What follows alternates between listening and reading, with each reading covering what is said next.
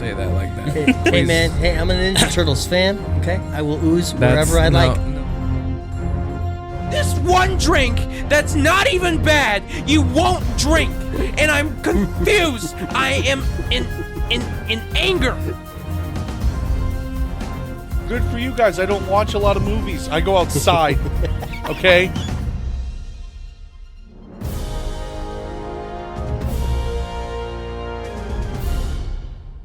Okay. Actually, no. I'm going to do this up close. Welcome to the beginning of the third day of Des Moines Con. Yes, this is Isaac Joseph. I don't know why I'm saying my name. You know me very well if you've made it to the third day of the con. Whether it be a singular episode or we do an episode for each day. Whether it be. We've done this. But I love your face. Miss your face. So I'm here, and we got an hour and 2 minutes until the gates open. I got here about 30 minutes ago, and, I watched the con, the calm before the storm. It's always so peaceful, but, everybody's got their stuff covered for obvious reasons, so I can't really check it out really all that much, but it's always so peaceful. And obviously, since there's a lot of homies that I want on the podcast today, and they know they want to be on the podcast today, lots of interviews, by the way, lots and lots, okay? Yesterday was pretty light. The first day was just hanging out with some friends, and that was awesome. Thank you, Ben.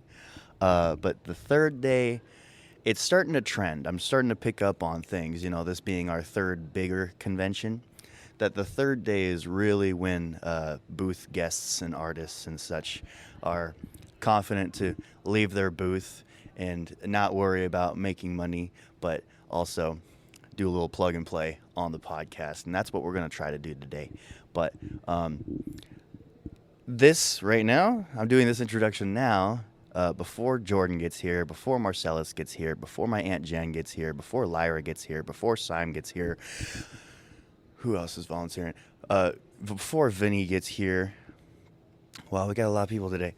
It's crazy. So, a lot of people were not available until Sunday. It was whack. But anyways, this is the only thing I can do right now because there's no friends in there, and there's no volunteers, and everything's set up. So why not open just the podcast episode? This is going to be a really cool one. Very fun. Really good times bringing friends back.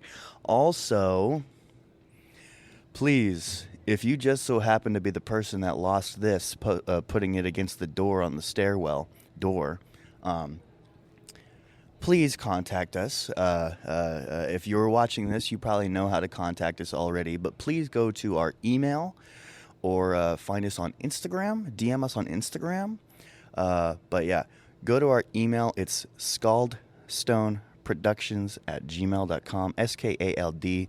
I saw this posted on the door well after the con was over, and it had been there for hours. So please return this. I don't want to steal it. I mean, it's nice.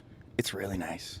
I understand your taste, but I don't want to keep it if you're really wondering what happened to it. I don't know how much this was, but, I mean, from one Halo fan to another, please, if you don't find it today, if you don't pick it up today, saying, hey, I left this, if that does not happen today, please email us saying who you are and all that stuff. So, yeah. Thanks. This flag, this glorious too many words flag, I've been wanting to for a very long while. We didn't do it at Twin Cities Con because I didn't have the idea before Twin Cities Con. But of course, last August, we got this flag signed by a bunch of people. This does not just represent too many words, but it represents the community that is around too many words.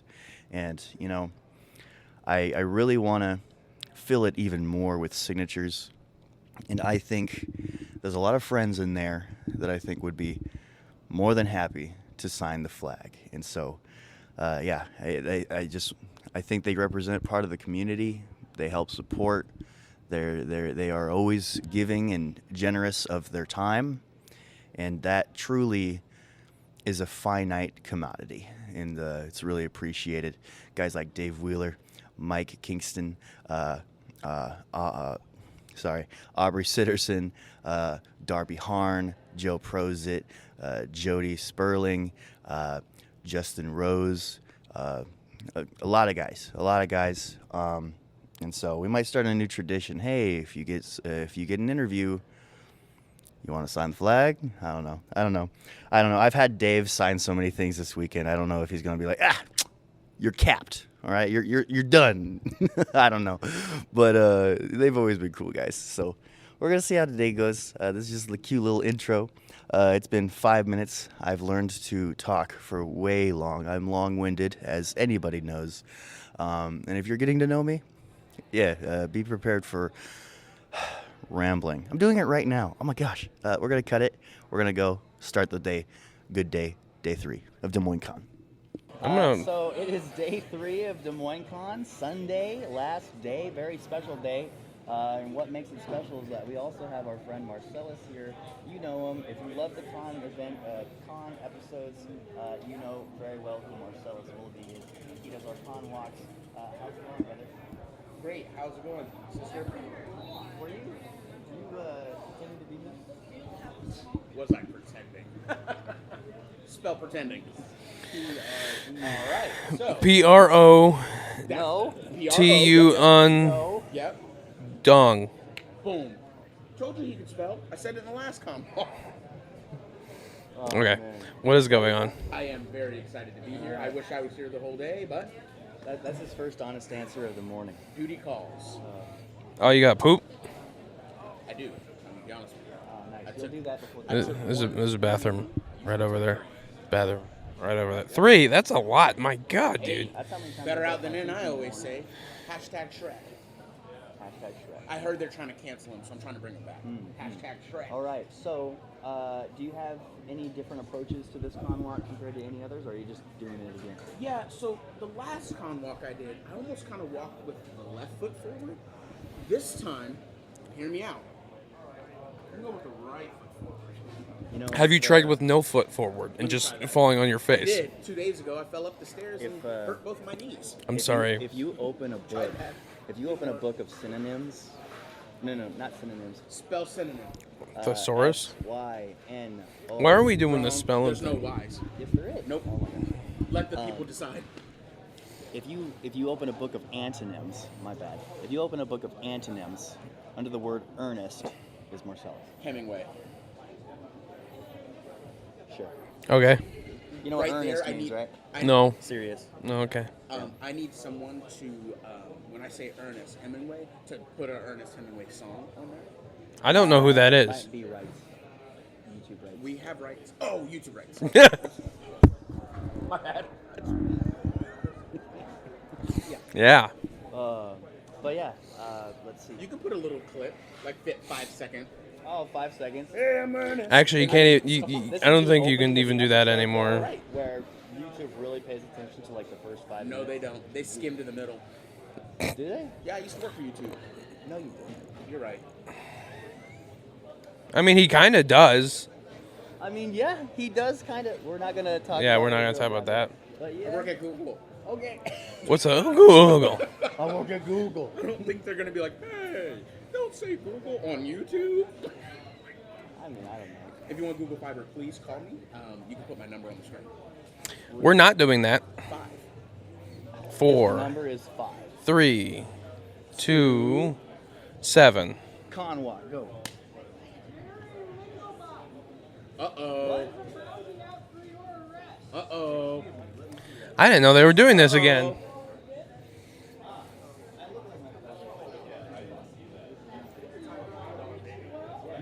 Nope, that's you.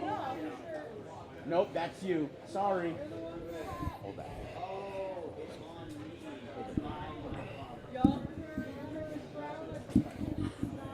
What do I gotta do? This is him. Trust me. There you go. You want to catch? We'll take that back in a second. Let me see. Yep. Isaac. Yep. Male. Okay. Hair color brown. Sometimes. Body paint. Oh, you trust me. He does.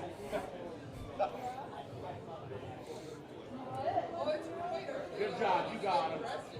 Oh yeah. ya. Trust me. He did a lot of bad things. Goodbye. I told you. I don't.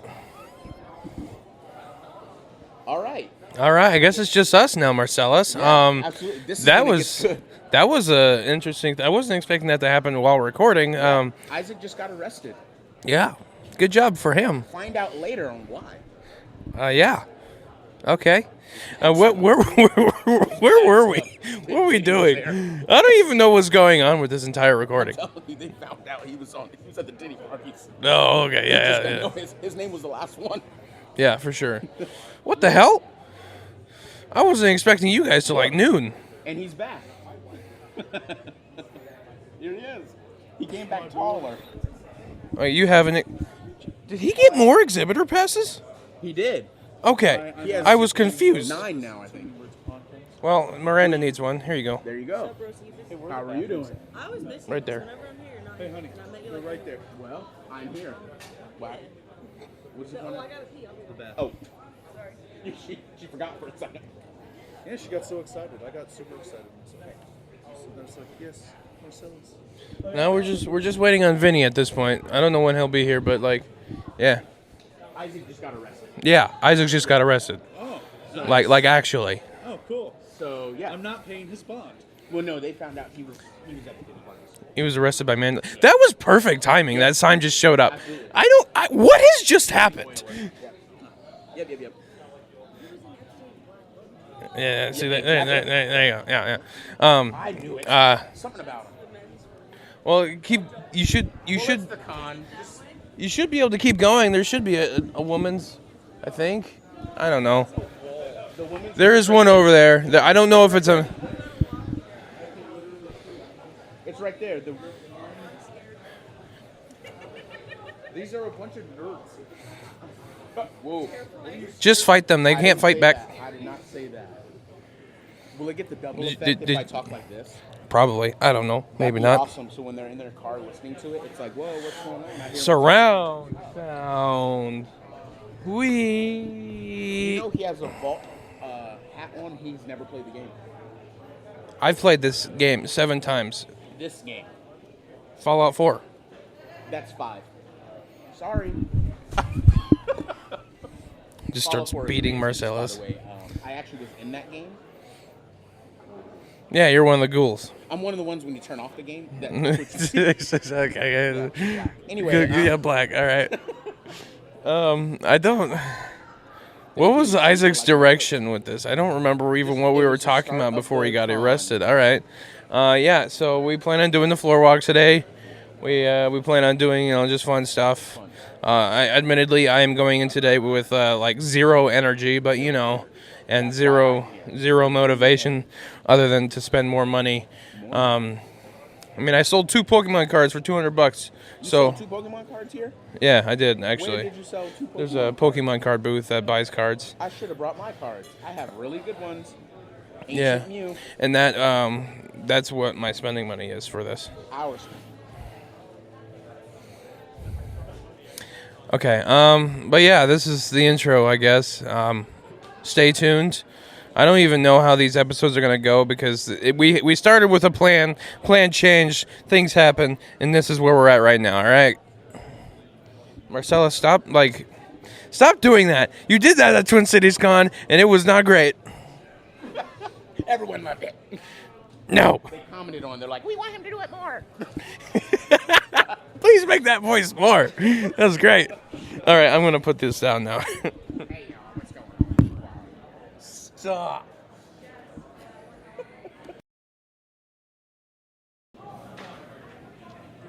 Okay, so Lyra, why are we recording again?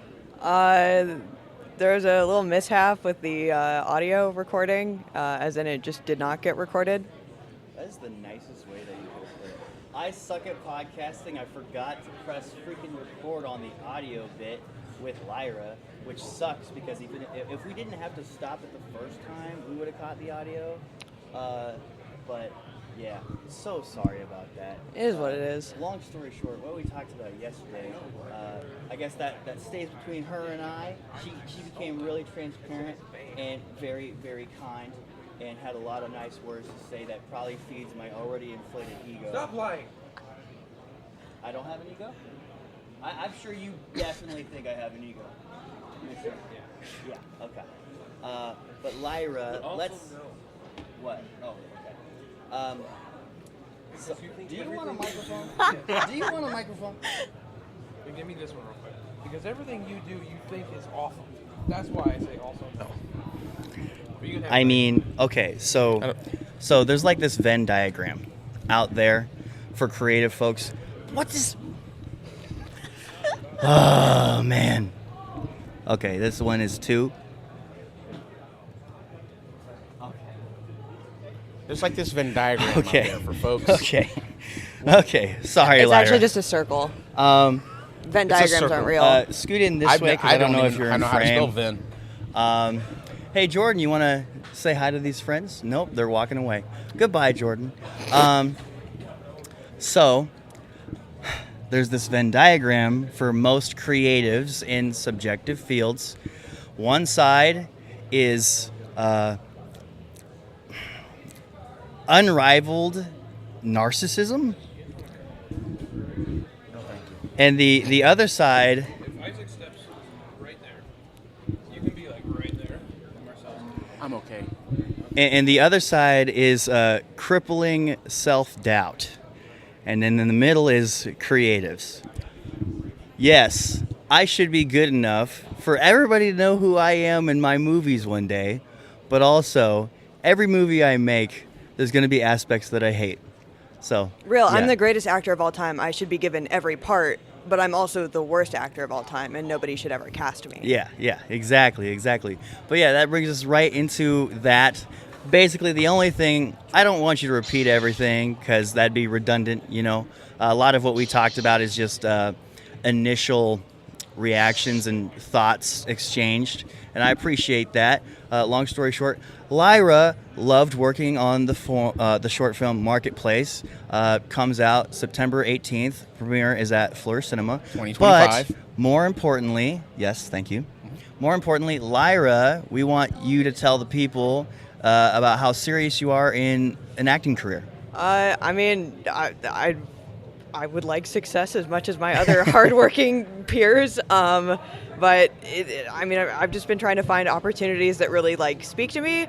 So when my friends come to me and they say, "Hey, my other friend has a project I'm working on," I'm like, "Please send me the script immediately." So I'm pretty much down to read and take a look at anything. I've got a lot of availability.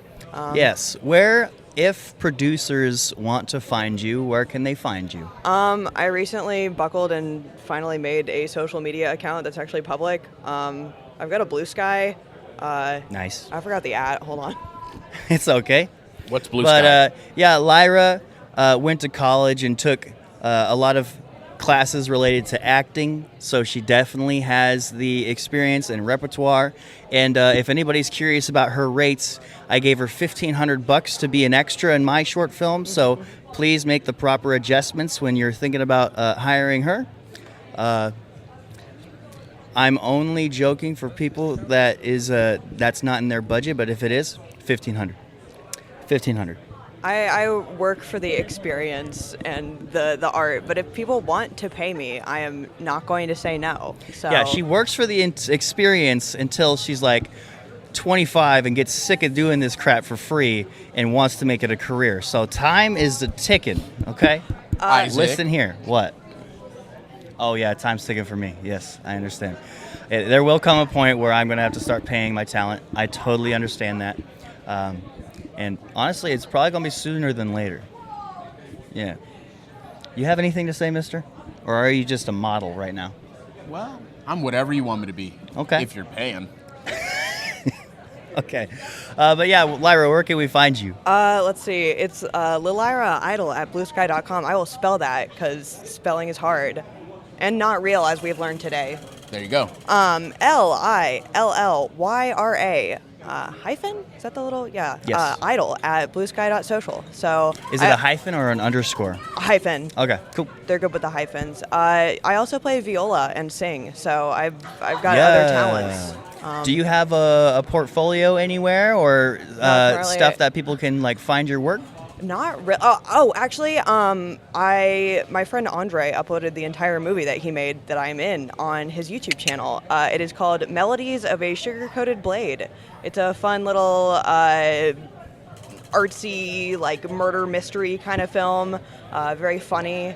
A lot of very talented people involved. I've been in a couple other things that Andre's done. That's most of what I've done that's actually online. Other than that, it's like live theater. So, Okay. Cool. If you record and there's those, you get in no trouble. videos allowed and pictures allowed. Yes, the playwrights get really upset. I mean, I think Yeah. there's like production pictures on the DMAC Ankeny Theater website, but Yes. like, I film them anyway. They don't know that.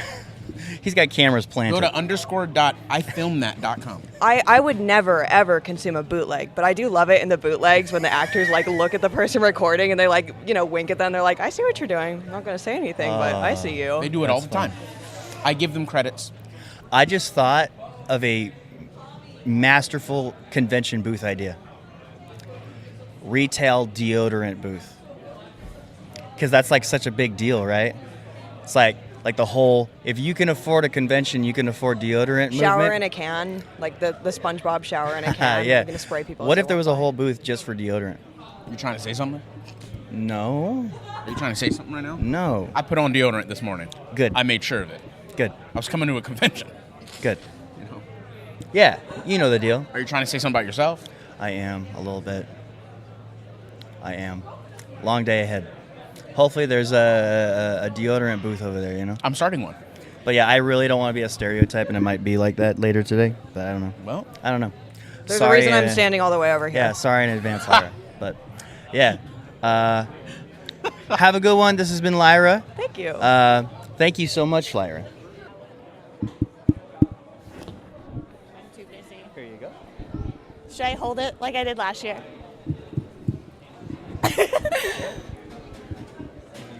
All right. All right. Gotta. Gotta check if that's actually. I'm getting antsy now because I messed up with Lyra.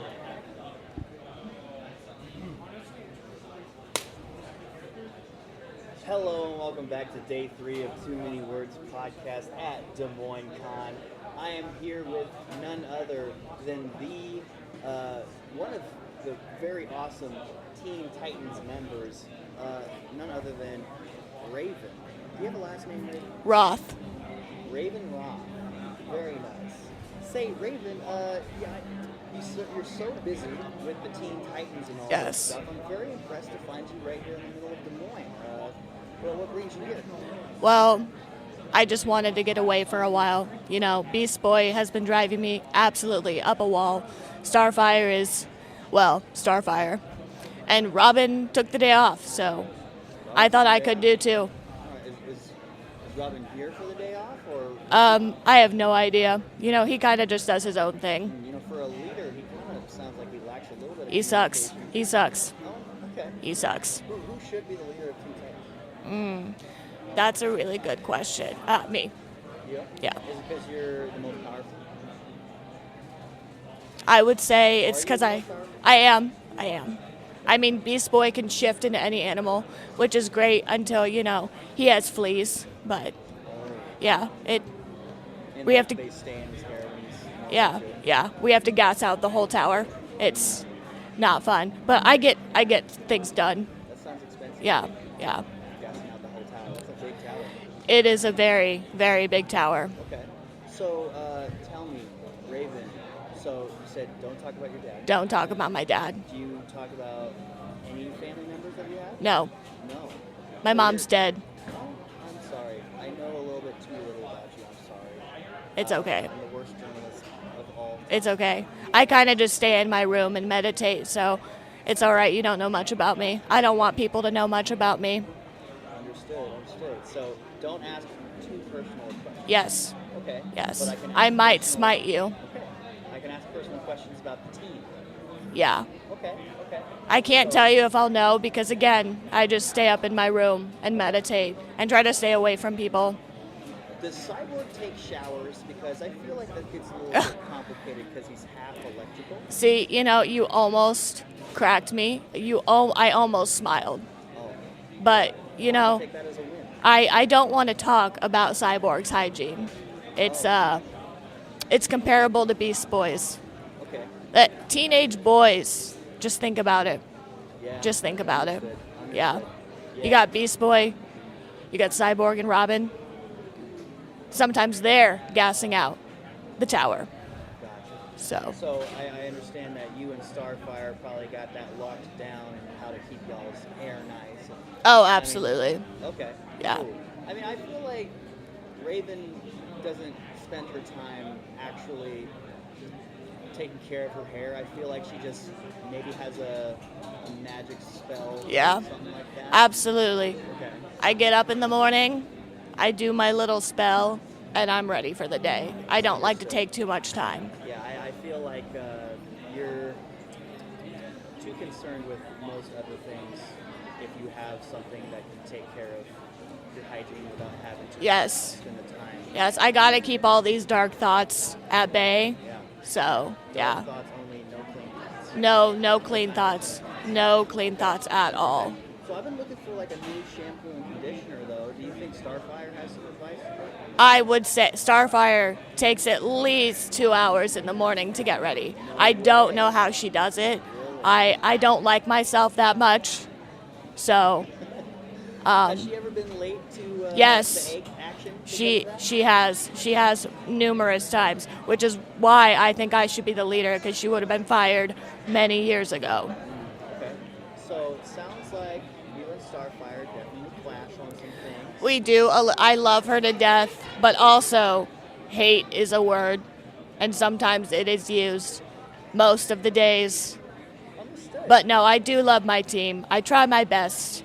I do what I can for those I love, and love is a very strong word for me, All right. and I don't love a lot of people. All right. Can I do a quick challenge for you? It's a little bit of a speed round. Okay. Okay. Okay. Can we have you quickly list your 4 friends of your team, one thing that you have in common with each of them? Okay. Let's see. Well, Starfire and I, we're both girls. That's That's where it ends? That's where it ends. Oh, Let's see. okay. Beast Boy. Well, Beast Boy thinks he is subtle with having a crush on me. He is not at all. We don't have that in common. It does not go both ways. You guys No. both don't love you? Or? No, I don't love him. I would think that Beast Boy and I mean, I can shapeshift as well, so that would be the only. Shape-shifting is scary stuff. I do. I've seen it. He shapeshifts into cute things, but the shapeshifting I think is the most in common we have. Cyborg. Yes. Let's see. That one might be hard. That one might be hard. I think Cyborg and I have a good sense of humor. When I want to have a good sense of humor, Cyborg's the funny one. I try to keep up with him. I believe that. Yeah. I see, I sense that between Cyborg and Beast Boy, they're the more, jokey, Yes, guys on yes. the team, but I do feel like Cyborg would have a more comedic value that would be a more mature level. for Yes, you. absolutely, absolutely, And yes. where Beast Boy, he gives me the vibe where he would draw. He's an windows on annoying, windows. yes, he is the annoying little brother that I never wanted. Gotcha. Never wanted. How did you find yourself in the Teen Titans? Well, how did I find myself in them? Yeah. Well, you see, after I damned my father to hell, I was kind of on my own. And I stumbled onto the Teen Titans, and they just kind of took me in. And like I said, I don't like friends much, but I do what I can for those I love. I try to keep all the darkness inside of me so no one else has to deal with it. And so they took me as who I am, which does give me some, I think that's what the warm and fuzzies feel like, but I've never felt it, so I would never know. Okay. So you are very loving Yes. to your friends. Yes. It's just the liking parts. Yes, of the whole it's, thing. yes, absolutely. You sound like one of my exes. I get Oh. it. I get it. I'm sorry. It's okay. It's Okay. You probably get along with her. Oh. Until, never mind. I could smite her. Do you want me to smite her? No, I could thank damn you. her to hell. No, thank you. Okay. She is I- a random civilian. And I that would could be find very her. Bad guy of you to smite her. So Well- I'm trying to keep your rep up, I think her and my dad would be friends. So, you know, Don't doubt that. yeah. She brought up that, not me. I'm just saying. I can bring it up, you can't.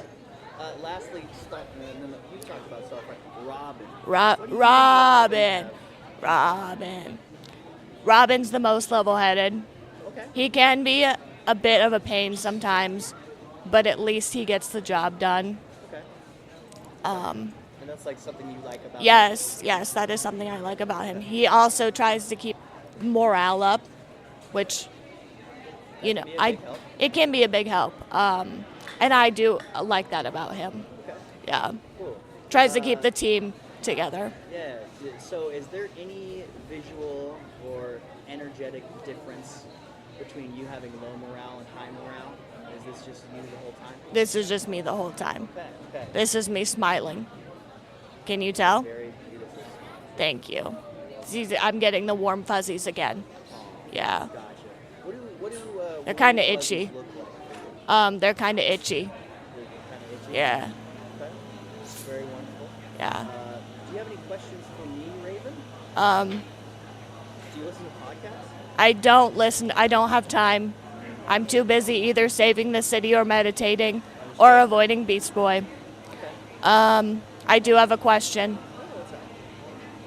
Did your mom pick that outfit for you, or did you just show up like that? So, fun fact, I love, shameless plug, this, Walmart. Oh, Yeah. I've heard of that. Yes. Love going to Walmart. Interesting. The one in Altoona Yeah. has florals out the wazoo right now. Sure. And they got a cool brand called Birdie Bound. Oh. Where they got like a lot of golf-centric clothing, but it's Okay. got fun stuff on it. Okay. Pineapples. Sure. You like flowers?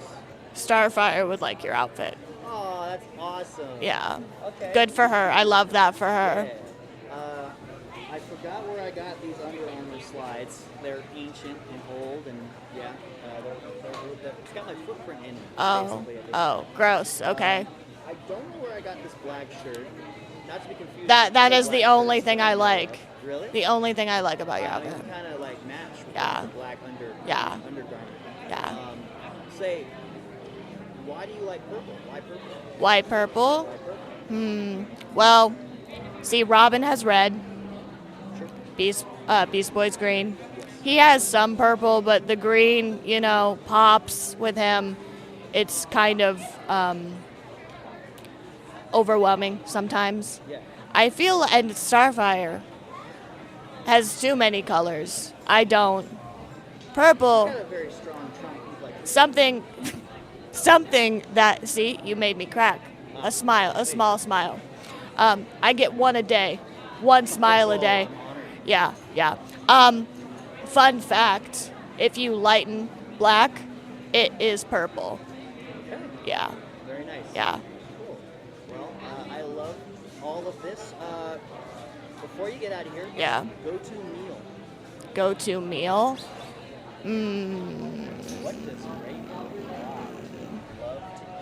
What do I like to eat? Or cheat meal, more specifically. Ooh.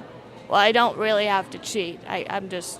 It all goes, Like, this is just all yeah. just you. This is me. Entity. This is the It's entity. ever-flowing. Yep, ever-flowing. The Teen Titans, they really like their pizza. But I'm more of a burgers and fries kind of gal. Yeah. Fun fact. Well, we A got a milkshake zombie sometimes. burger Yeah. nearby. Yeah. I recommend. Zombies. I like zombies. Yeah, they got a little gimmick over there. Nice. I recommend, yeah. Cool. But thank you for your time, Raven. Of course. I appreciate you having patience and Of course. and taking time out of your super busy schedule. Yes, absolutely. Anytime. Yes. This has been Raven on the last day of Des Moines. Welcome back to the third day of Des Moines Con with the Too Many Words podcast. Mike Kingston, friend of the pod. How the heck are you, bro? Pretty tired, but it's been a really good show. Des Moines always shows out, and this year's been no exception. So I'm pretty excited. Yeah, I heard that you had a really successful day yesterday, as we talked about. So, I mean, when you tackle things financially, those are really good days, I assume. Yeah, it definitely helps. I mean, you can't consistently be a losing money endeavor. I mean, sometimes I pick shows to be a loss leader or whatever if I'm in a market for the first time, or if it's a big show and the booth is, expensive. I mean, some of my booths are like $10,000. So Really? yeah, San Diego, New York, those are Gotcha. Like those are like the top two. right. And those are big booths, and so, I usually make it back, but again, there's a lot of value in having a good presence at those shows. So it's just decisions that you have to make. You have to weigh your pros and cons. But shows like this, I generally do pretty well at. So and this was really good. We did so much better than last year, and last year was a good show. So Heck yeah. I ain't mad at it. I love the sound of that. That means I'll get to see old cool Mike Kingston even more at these Nerd Street shows. Yeah, Ben puts on good shows. He does a really good job. He understands conventions and making them fun, and I have a really good time at all of their shows. Yeah, I ought to get Ben on the podcast sometime. I got a lot of questions. I want to plan an event that's never going to be as big as this, but I want to do something on a smaller scale, and I wonder if guys has some wisdom to share. I don't know. But as for you, last time we talked, you've always been so generous of your time. You were on an episode of Unfadable, and we talked about Friday Night Bigfoot before it ever came out yet. Mm-hmm. Now it's out. Now people have gotten their stuff. People are buying that exact comic here at this con. What's the reception like after all of this? Everything's been great. Bigfoot's been great. Our Vampiro comic has been great. Tales from the Road has been great. I've been really fortunate. I think because I don't do branded stuff per se, like there's people who are wrestling fans, and then there's people who think that they're wrestling fans, but they're just WWE fans. In the same way that there are people that are comic book fans or think they're comic book fans, but they're really just Marvel and DC fans. Gotcha. So, but because I don't do branded stuff, I get the people who are actually wrestling fans and comic book fans or whatever, and I think they tend to be a little, I don't want to say less toxic, but maybe a little less toxic than, some of the fandom stands and whatnot. So I've been really, really lucky to avoid all that stuff, and I think that, I've been fortunate that everybody really likes what I've been doing. Yeah, that brings up the word tribalism. I'm sure you're familiar with it. It's used a lot in people, isolating everything from WWE or vice versa with AEW. And I've seen, we're connected on Facebook. I've seen your comments on people who act like that. What is a good message from Mike Kingston as to why we should appreciate all forms of wrestling, no matter the show? I mean, I think it goes beyond wrestling. It goes about everything. I think if you base your personality around anything more than who you are as a person, like, that's not a good way to live. You don't own any of this stuff. Let people make what they want, but just be a good person, right? Like, I don't know. I feel like being a fan of something can't be an excuse for a personality, or being a, religious practitioner or a political party or whatever. Like, yeah. You know what I mean? Like, at the end of the day, being a good person should trump everything, and you should just be your authentic self and don't hide behind anything. Like, that's what I always want people to do, is just be you. And I think that there's so much value in that. I think people appreciate authenticity. People appreciate originality. And everybody is their own unique person. I think sometimes it's scary to stand out, put yourself out there for fear of rejection. So if you're like, oh, I'm a Dallas Cowboy fan, and that's your primary thing that everybody knows you by, then, you can't ever really take criticism. They can criticize the Cowboys, but they can't really criticize you. And I don't know. It's kind of a cop-out. Okay. Yeah, that reminds me of like some people I know where they can make politics the everything that they are, and I don't know, I try to, not necessarily stay away from those people, but I don't have topics about politics with those people, at least. I don't know. I understand it if you are a group that is marginalized or whatever, and the what's going on affects you, but if you're just like a regular dude that, if you're standing on the sidewalk, you shouldn't be yelling at people in the street. Yeah. Say, one really cool thing about you, Mike, is you get to see and work and hang out with a lot of pro wrestlers that a lot of people know. In some ways, you have my dream job. Who's the last pro wrestler that you hung out with recently? Well, just last weekend, I was at GalaxyCon, Oklahoma City. I hung out with Gangrel. I had breakfast with Mickey James while we were waiting for our flight. I hung out with Lita a little bit. Well, it's Mick Foley. I see every weekend almost. Yeah, that guy. But yeah, I mean, wrestling has been so good to me. Everybody's so good to me, and they appreciate the work that I put in, and they appreciate the stuff that I do. People want to collaborate like that. That never gets old when somebody that you respect as a creator comes to you and says they want to create with you. Like that's the juice for me, more than the money, more than anything else. Like just having somebody that you respect as a creator respecting your work, like that's the bee's knees. Yeah, that must be really surreal. And yeah, your work started just making comic books, and then one day a lot of pro wrestlers liked your work. Is that how it went, or? Yeah. No, I started making Headlocked, and I didn't have anybody attached to it. It was just me wanting to make a cool wrestling comic, and then the wrestlers who were at Comic Cons as fans would buy my books, like Hurricane and Rob Van Dam and whatever, Christopher Daniels, and those the real hardcore comic guys. And then through that, we were just like, hey, let's make some comics. And then we started doing Tales from the Road, and that became a thing. And yeah, I've just been fortunate. And now people that know me, if I know somebody in WWE who has wanted to make comics but couldn't when they're under contract, as soon as they're out, a lot of times they'll hit me up, be like, hey, let's do something. So it's very cool. It's very gratifying, and I don't know, every day, I kind of feel like the luckiest person on earth. That I can agree sometimes with the selfies that you take with the really cool people and the cool places that you are at. You're definitely living it. See, I haven't really gotten to the stage where really cool, awesome, creative people want to create with me, but I'm still really getting this surreal feeling. Like yesterday, some kid, some 13-year-old boy wanted a picture with me just because he saw me as a writer and director. Didn't matter how small or big I was. It just felt really special. You know? That's the thing about being a creative or whatever. You never know. I have people come up to me all the time that I've never spoken to directly that would be like, hey, your work inspired me to do this, or I learned a lot by watching the things that you do. I do instructional panels too about making your own comics and sort of trying to live your dream and that kind of stuff, or inspirational panels. So you never know who's watching.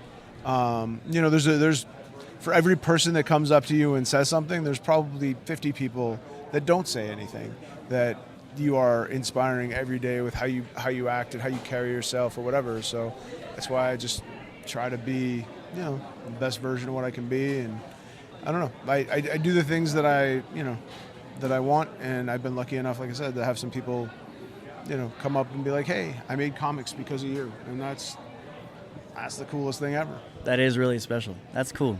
I sat in on your panel a little bit 2 nights ago, and I learned. I mean, we probably talked about this before, but I learned that you were wanting to do something creative when a lot of really cool guys were not in WWE, free agents. We got Braun and Rowan and Bray Wyatt, and who is the fourth guy right now? Bo Dallas. Yeah. Yes. Did you? So you didn't get far into the creative process. Did you even start it, or No. what were some ideas that were reeling in your head at possibly working for them? We never really got a chance to talk into ideas. I'd really talked to Bray and Bo, and we had sort of kicked this idea around. And this is one of those things that you always think you're going to have more time. Yeah. And they all got the call to go back, and then they kind of fell by the wayside. And I was like, well, we'll go back, we'll circle around to it again at some point. And now that's not going to happen. But I was supposed to do a story with Roddy Piper, and he died 6 days before we were able to put it together. That's crazy. We had met at San Diego Comic-Con. I mean, we had met a bunch of times. We had talked at San Diego Comic-Con about doing something, and then we were gonna meet. We were both guests at Stockton Con, and he died 6 days before the show. Ultimate Warrior was supposed to paint a cover for my book, and then he passed. So it's hard for me as a smaller creator because I can only do so much at a time, and I have so many opportunities all the time. there's obviously a financial liquidity that as one person I don't necessarily have. So I can only make what I can make, but then I've missed out on so many things. Guys that I would have done stuff with, like I totally would have done something with Kevin Owens, but then he went to WWE. I literally had a conversation with Shinsuke Nakamura at a Ring of Honor show about doing a story, and he said yes. And then later on, I was going backstage at SummerSlam with Jerry Lawler, and I was standing outside waiting for Jerry to come get me, and I looked to my left, and Nakamura's standing right there, and William Regal is coming to get him, so I'm like, oh, well, I guess he's not going to be free for much longer. Gotcha. So there goes that story, you know what I mean? So it's tough. It's tough. I mean, if I had, a couple $100,000 to just make all the content I want to make, Yeah. But, you have to make choices every day to do different things and whatever, so, but, at the end of the day, right, the good, blows the bad out of the water by a mile. So, I've been extremely lucky and extremely fortunate. I get to make the things that I want to make on my terms, and I wouldn't trade that for anything. Gotcha. Now, I think I asked you this last year, but as through that story, I was reminded, do you think that the direction that WWE is going with Triple H taking over, it's almost like they're more encouraged to do stuff outside of WWE. Do you think that, a contract with WWE doesn't mean you can't work with them anymore? Is that lesser now? Like you might have a chance with working with people who are currently under WWE contracts? I don't know. People say it's easier. I think it was easier for a short period of time, but I still feel like TKO is making, more financially based decisions, and I get it, whatever, they're a publicly traded company, and but you see it with the ticket prices and stuff and whatever. I think they had a boom, and then they're going to be struggling. They're going to be chasing that boom for because every year it's the perils of capitalism, I guess, being a publicly traded company. You got to make more money every year. You're essentially losing money, which is a crazy way to do business, I think. If you make $1 billion a year and you don't make $1.1 billion next year, you're a failure. That seems crazy, but that's how we do business in this country. So, they'll be chasing the boom, so they keep raising the ticket prices. And, the ticket prices have jumped dramatically for a lot of the shows. But, as long as they keep selling them, they're going to keep doing it. They still sell out WrestleMania, and, the prices have jumped probably like 30%, I would think, or something like that. So, I don't know. I think eventually, it's only a matter of time before somebody buys the license from them and, just starts doing WWE comics, and then they would never let me do it after that. So. Okay. Well, I wish you luck in that endeavor. So we just talked about you being on, this is week 12 of 13, you're traveling. That is a lot. Not too long ago was WrestleMania. Is that part of the same 13-week trip? Yes. Yeah. How was WrestleCon in Vegas for you, man? It was good. WrestleCon is one of those shows where, I do okay, but it's also like it's a 5 hours a day. So like if you stand in line for Ric Flair, you stand in line for the Hardys, and you stand in line for Sting, like that's your show.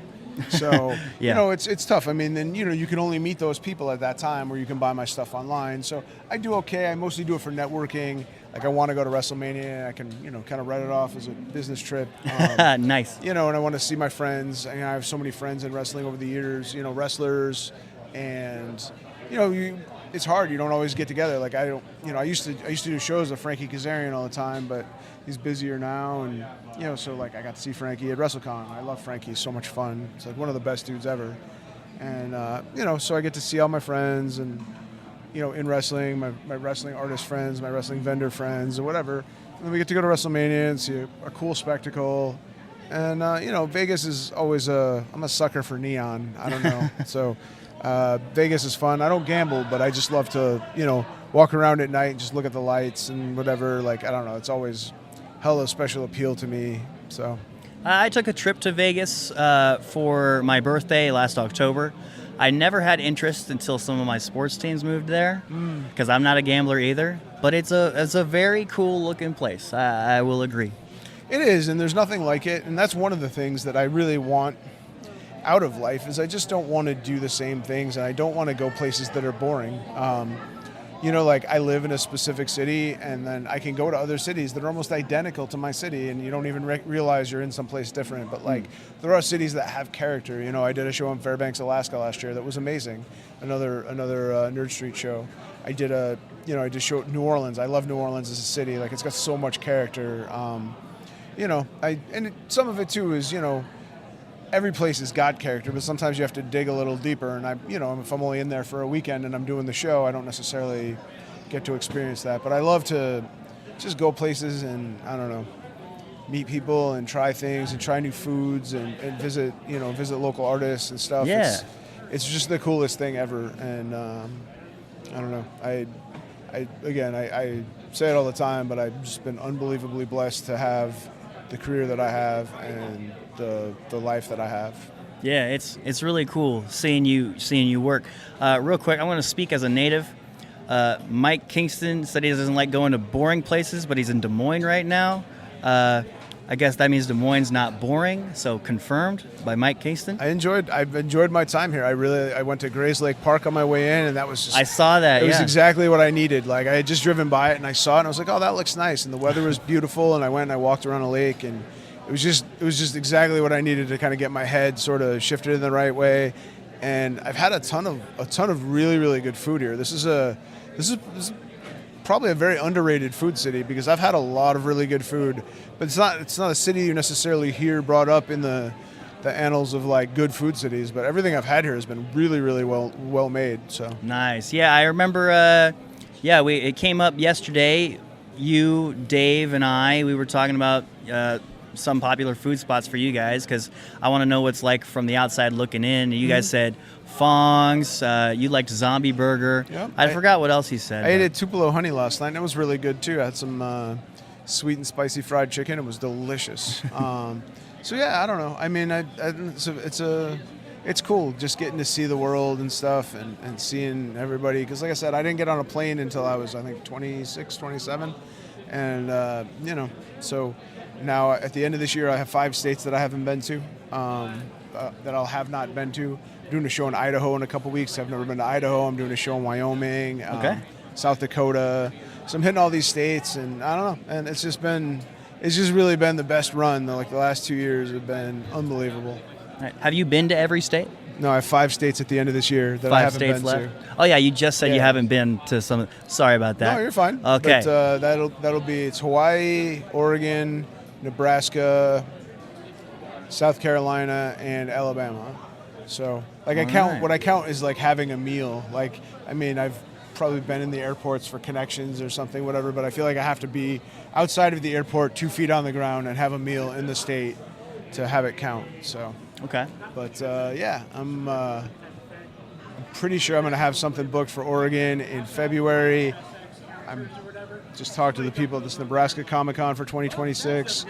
So, I mean, that's 2 out of 5 down for 2026. So I hope to have them all banged out. Hawaii might be tricky, but we'll make it work. I got airline miles if I just want to fly to Hawaii, just to check off the box. Yeah.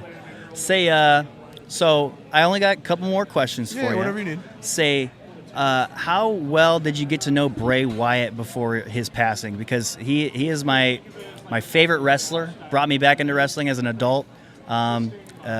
Deeply missed. But what's your perspective and journey with him? We really only got to meet a few times when he was out of WWE, because he didn't do anything for a while. Then I met him. He did his first signing out of WWE was at a show in my town. And we had pitched a story together before that. I'd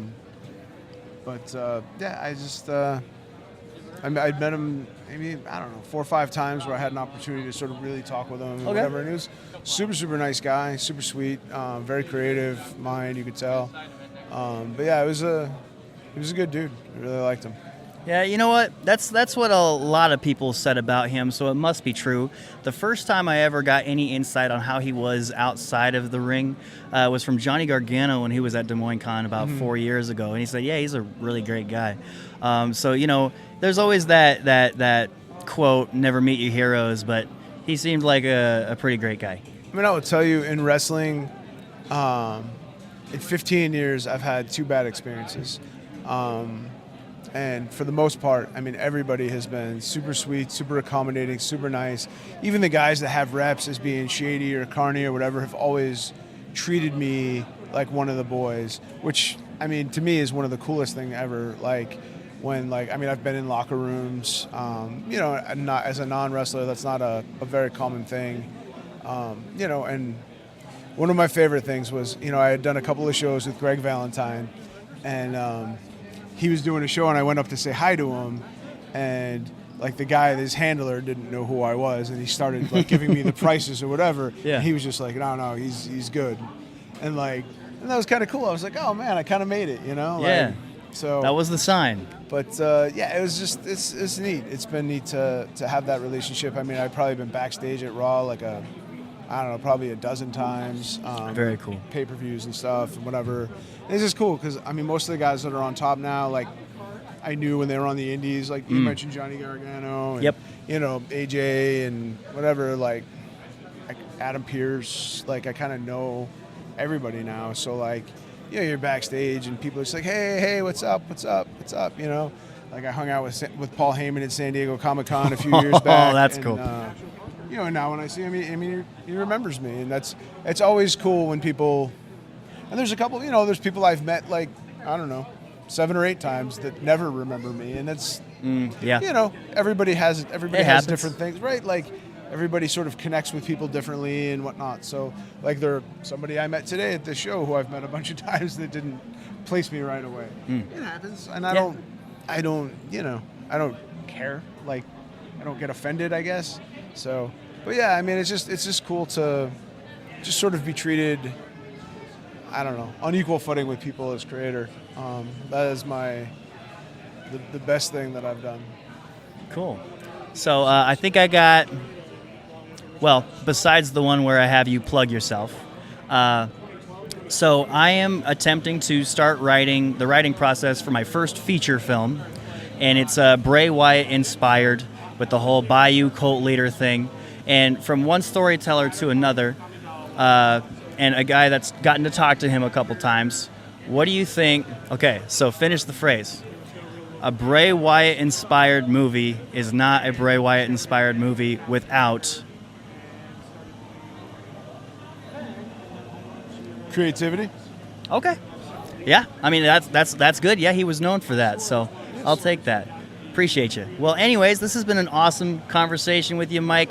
You know, we talk on and off all the time through socials, so I was kind of worried about not having anything to ask you, but yeah, you really inspired some new information that I wanted to get out of you. So you're always appreciated and always welcome on the podcast. Where can people find you? All my social media is Headlocked Comic. It's one word. It's all me. So if you send me a message, you're gonna get me. And yeah, I'm pretty easy to find. And you know, come see what we got cooking, man. We got some cool stuff. Yeah, he's really cool. He watched WrestleMania with Stone Cold, but that's a different story for another day. Thank you. We're live. Hello, everyone. Marcellus here. See, it's clipped right there. Now I don't have to like, Marcellus here. We are filming right now. Isaac is with his dad. That's the back of his dad. That's the back of Isaac. This is actually the best part of the con. The back of con. No, we're not going to start a series like that because it's a con. You know what I mean? You know what I mean? We'll see what he...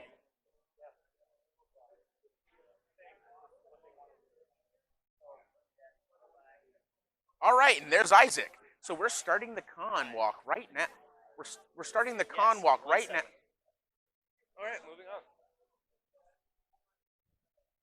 Film him, film him, film him. Film that guy. Not him, not him. I'm just doing what I'm told. Not him. Look at Isaac working. Yeah, right. He's working. Moving along. So here we are. We are in the con right now. There's a bunch of different cosplay that I love and I love to see out here. Like we normally do, you know? Cons are just part of the world that we live in. There's comic cons, Des Moines cons, a con that I played on my mom. There are different types of cons. She thought she was giving me money for charity, and it was for the Willoughby Foundation. Actually, if you go down to willoughby.foundation.com, you can give to Marcellus Willoughby.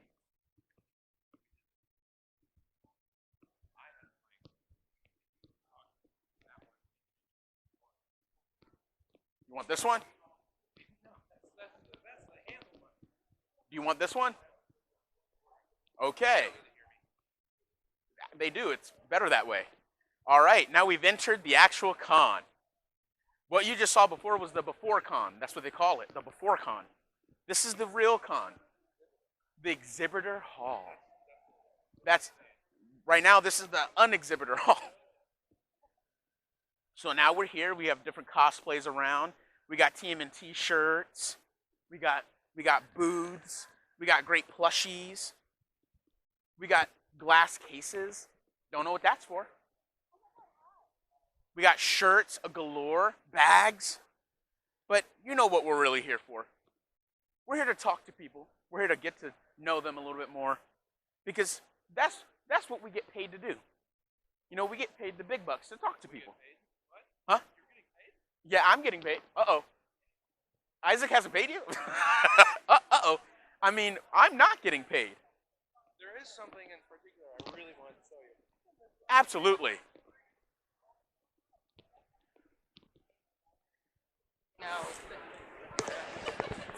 You recognize this? Wow, I do recognize this. I was here before. Twin Cities Con. Now, if we move in closer, we've been spotted by a castronaut. We're gonna move in here. Look at all this wonderful stuff. I did not draw this. Just want to let you know. Hello. I don't know if you recognize us. Trust I saw me. you at the pizza place yesterday. Oh yeah. He recognizes me. I recognize. Well, yeah. So we're back again, and we wanted to put you back in it. So I'm gonna hand you. Now I don't have to hold it this time. Now you get to. I get to hold it. Okay. Okay. This is responsibility. Exactly. Oh no. I want you. Don't mind this bag. Trust me.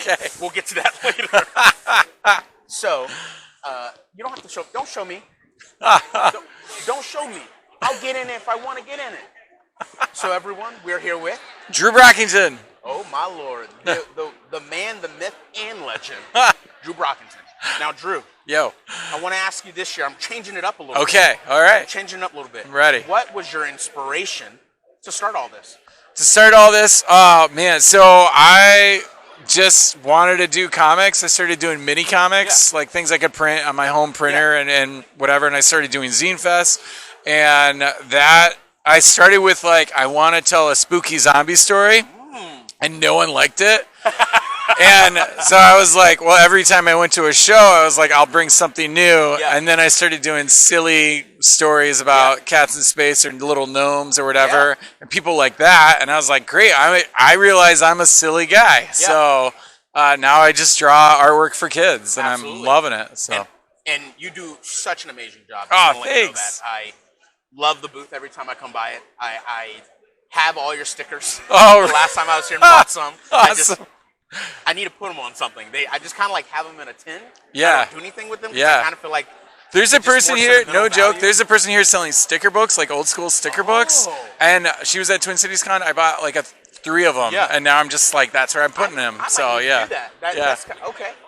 Yeah, they're great. Like I said, remember I told you I'm doing something new this year. Okay, yeah, so I'm ready. That was your inspiration. Yep. Now we're going to talk about your art. Okay. Tell us what got you started with drawing your own original art. Oh, man. So that goes, I got into drawing. I know exactly the time I got into drawing. I was in 4th grade. Awesome.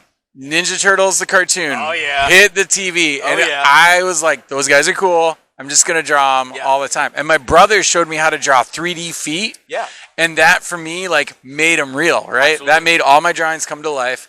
And as soon as I knew how to draw 3D feet, I just, like, started making my own characters, started making my own comics and things like that. Yeah. So, absolutely. And now it's like, I just try to draw absurd stuff and funny stuff and, just having a good time.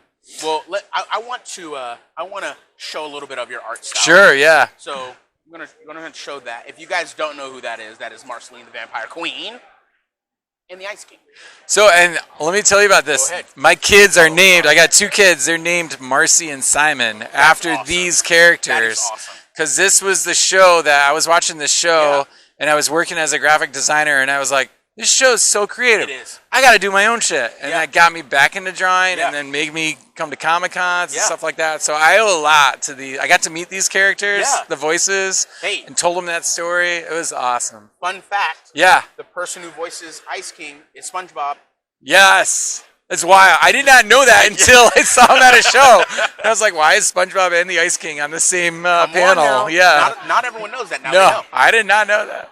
So We got people that want to look at stuff here, so we're gonna let him go back to work, all right. but we'll come back to him real quick. Hey, I have stuff for you. I have 2 worm drawings for you two. I have stuff for you. So no way! Oh, rad! Oh yeah. This is a trade. Look at we came with gifts this time. Last time I took gifts, we're getting gifts. Okay. I love it. You got the business card. So. Oh yeah, my bad. Oh, thanks so much, Business guys. card here. Oh, Business card rad. here. I think we gave you one at Twin Cities Con. We as did, well. but that's okay. Oh, I love these. Are updated. Oh my gosh. I'm gonna set this down real quick.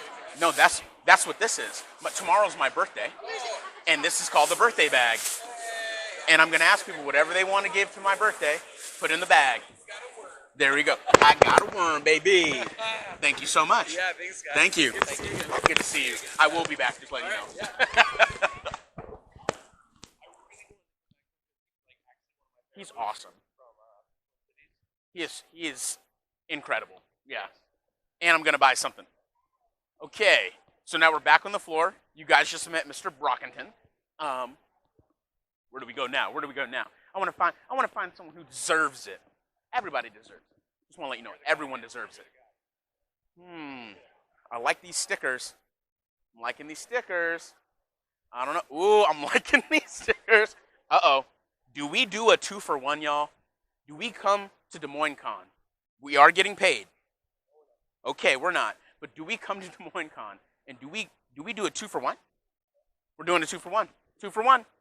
We are doing a 2-for-1. Okay. How you guys doing? Good. How are you? All right. My name is Marcellus. Okay. You don't need to know the cameraman. He's the Jordan. cameraman. Hey. Okay, that's Jordan. Yeah. And we're part of Scaldstone Productions. Okay. We're a production company that does podcasts, videos, Twitch, stream, a plethora of things. But something we really like to do that we've been doing for the last year and a half, is called the Con Walk. Okay. And I go around and like to showcase the con. Showcase people. Yeah. And that's it. And so I'd love to just come and interview you. Okay. About a minute or two. Is that okay? Yeah, that's fine. Well, this is your own personal microphone. Okay. I have a mic. Yeah, absolutely. How close do we need to get? However close. This is perfect? You want to get. Okay. So firstly, I want to start with, who are you? Tell them who you are. Okay. Well, Jordan, it's nice to meet you. Nice to meet you as well. I'm Stefan. I run Nestled Naga Studios. I do custom tokens for Magic the Gathering. If you like that, I have non-foil. I got foil. I'm trying to do a little bit more fandom stuff, but I'm mostly digital illustration. And I mean, I'm trying to get into more fandom stuff. Like I got more stickers for things, but I mean, outside of that, I've been into like anime and like D&D and stuff since I was a kid. Yeah. So like this is huge. Like Yeah. being able to like come and vent. Like this is still my first year doing this. Really? Yeah. Well, you're doing an amazing job. I really appreciate that. This stuff is incredible. Nice. I'm really in awe. Like, Wow. truthfully. Thank you. Well, second question for you. Yeah. What truly inspired you? Like, just like you said, you're into D&D and everything, but Yeah. what got you started into like, man, I'm into D&D, but I'm gonna start doing this kind of stuff. Right. Yeah. So like when I was growing up and getting to play Magic and stuff, Yeah, yep. like that was a huge thing with like me and my dad. Awesome. But like getting to see like art all day, every day, Yeah. and it's on like, oh, this is such a cool card, Yeah. and the art is great, and Yeah. so they just over time, it just kind of infected like everything that I do, Absolutely. and just being surrounded by it. Like I would always like doodle and sketch when I was a Yeah. kid, but the pandemic came. Yeah. And I lost my job. Oh, I'm so sorry to hear that. So I was already in graphic design. Yeah. So I like had a tangential thing, but I just figured why not do what I've been hoping to do Yeah. for a really long time. Absolutely. So that's where I dove really hard into this. Yeah, absolutely. Yeah. Hey, you step right in. Yeah, Like, go for it. You push after me. Yeah, I mean, It's okay. These guys aren't important. Yeah, we are Well, not important. I'm so sorry. Well, Jordan is, but if Jordan you could. is, Marcellus is not. Trust me, they know that. No, you keep doing you. Yeah. Last thing for you. Yeah. Where can they find you? Oh, well, I am on nestlednagastudio.com. Awesome. You can find all the stuff there. I do not have a shop yet. I am working on it. I am in the middle of a lot of things. Yeah, if that, absolutely. Yeah. But like outside of that, I will be trying to go to more conventions in the Midwest. Yeah. And I do have a Kickstarter running for some more tokens right now. Kickstarter, get Kickstarter, get Kickstarter. And you can find that on the website as well. Find that on the website, Kickstarter. Please. Well, thank you so much. Like I said, 1 to 2 minutes. Don't want to take too much of your time. Of course. We love the people of the con. Yeah. Obviously, booths are. A lot of times their livelihood, they broke something. They got to pay for it. But we just want to showcase what you guys do because, I mean, why not? You know? Why not? Now, there's something that I do every year because technically, every year the con is either on or around my birthday. Oh, nice. Tomorrow is my birthday. Oh, happy birthday. And we call this the birthday segment. It's a new segment I'm starting. Okay. Last year we didn't call it the birthday segment, but I'm starting it now. Sure. And then this is the song. Go ahead and you can record this later on when we have our big recording studio. We don't. What did I get for my birthday? Go ahead and add that in there, yeah? Okay. And then we call this the birthday bag. Yeah. Now, you don't have to. Okay. There's no obligation to this. Sure. But, can I get something for my birthday? Is there a fandom that you like that I have? It's always your choice. You gotta help me. I don't want to give you something that you don't want. You can ask Jordan. Jordan? Anything. I literally love. He loves anything. I love everything. I mean that in the most literal sense. I love everything. He loves everything. I just love people and just everything. Uh-oh. I don't know if that's true. I do. You sure? That's awesome. How about a scyther? And I've got some stuff for you. Oh, thank you. He's also got something for you as well. Uh-huh. Business card. Gotcha. Do you know why we give business cards? Networking, guys. Come on. You were supposed to say it. It's like Dora. I'm supposed to hear you say it. But it was really nice meeting you. Yeah. Thank you so much for taking time out of your day. Let me give you that. Absolutely. Really, thank you so much.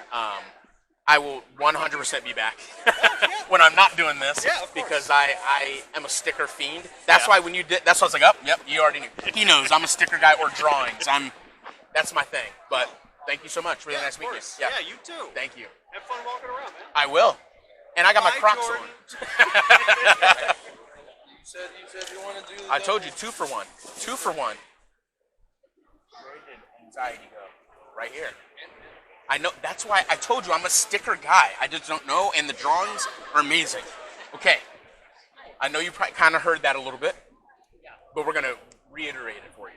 So we're with Skullstone Productions. We like to do con walks, and we just show off the people of the con. You know, why not? Give you some free publicity. You know, because we want people to come to your booth. We want people to buy your stuff. But I'm gonna hand you this. Is it still on? Yeah. Okay. I'm gonna hand you that. That's your microphone. All right. And you don't have to clip it to anything you want to. You just let it down, whatever you want to do. But I'm gonna ask you a couple questions. They might be different than what I asked him. Might be different. But sure. All right. How's it going, everyone? We're at a new booth. I told you the 2 for 1. The last booth we were just at, right there. Yeah, this is 2 for 1. Right next door. So my name is Marcellus, and as I can see, is your name Rocky? Yep. I love that How'd name, you know? by the way. Yeah. How did I know? I guessed it. Don't show that. Yeah. Okay? It's not written down. But Rocky, really nice meeting you. I wanted to too. come by because you have amazing artwork and Thank stickers you. over here. Thank and you. I wanted to ask, what got you into what you're doing today? Similar to other folks, I think during the pandemic, I started suffering a lot from anxiety and panic attacks. Yeah. And I used art as a way to de-stress and kind of process the ways that I was feeling. Absolutely. And creating resources for youth and, creating resources that I didn't have growing up. Absolutely. So a lot of my stuff is mindfulness and mental health based. I saw that. Yeah. Yeah. I love that. Well, thank you for sharing that with us. Yeah. Second question for you. When, obviously you brought up the pandemic. A lot of things, The pandemic was hard for a lot of people. Yeah. But before the pandemic, what were your inspirations of bringing you to this art style? You know, a lot of times people choose an art style because they saw something like he shared, with Adventure Time. What was your art style or something you saw that got you to this? Well, I mean, I've been drawing ever since I was a little kid. Yeah. Since like 5 years old, since I can remember. Yeah. And I've always gravitated towards cartoons. So growing up, I watched a lot of Disney. Okay. And then, towards like middle school, high school, I started watching Cartoon Network, Nickelodeon, all of that stuff. Oh, yeah. And so there's little hints of like SpongeBob and Flapjack and Adventure Time, and then like video games like Rayman, The Great Escape, which I played on the N64 as a kid. That was my very first Nintendo game. That's awesome. So there's like little nods to some of those favorite cartoons and video games in my artwork, while still trying to maintain like originality. Mm-hmm. Well, I see that, and you've done a really good job at that. Thank you. Say that. Thank you. I'm in, like I keep saying it, reiterating it. I'm into like the drawings, and just because every drawing is different, and every artist is different, and so you always have your, you have inspirations, but there's always a little touch that you do. That's like that's me. Yeah. I'll always remember your art. Now, if I see it somewhere, that's Rocky. You always know. So thank you so much for doing that. Thank you. Last question for you. Yeah. Where can we find you? Where can people find you? Maybe buy some stuff, or even just look into you. Yeah. I have. So I'm pretty active on Instagram. Okay. And it's Twitch and Weenie. That's my handle. My website is rocaturas.com. So I was trying to do something like Disney Studios or Nickelodeon, where you have the umbrella, the brand that all of your art is under. Yes. So Twitch and the Mystic Weenie is my latest comic series, and that's underneath the umbrella of Rocatura's studio. And that's that right there, Twitch and the Mystic Weenie. Yeah. You see it? Did you see it? Yeah. Oh, the book's right there. If you want to get a better look. Yeah, it's a comic series I started a couple years ago. Yeah.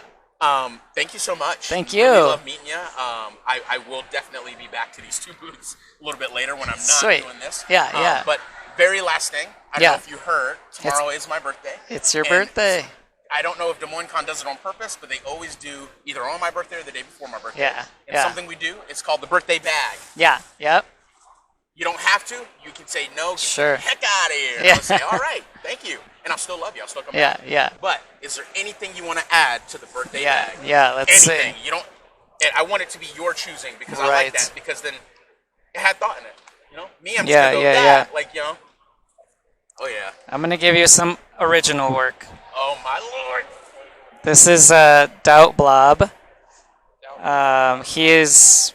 So when doubts creep in, you tell him to go away. Exactly. Yeah. That was awesome. Thank you so much. Yeah. And it's original work.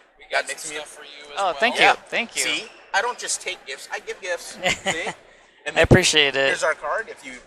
When we put this up, we can hit you up and everything. We grab your cards, so we can definitely put it on our social medias and let people know. Sweet. I love it. But that was it. Really good meeting you. Yeah. Oh, absolutely. Really nice meeting you.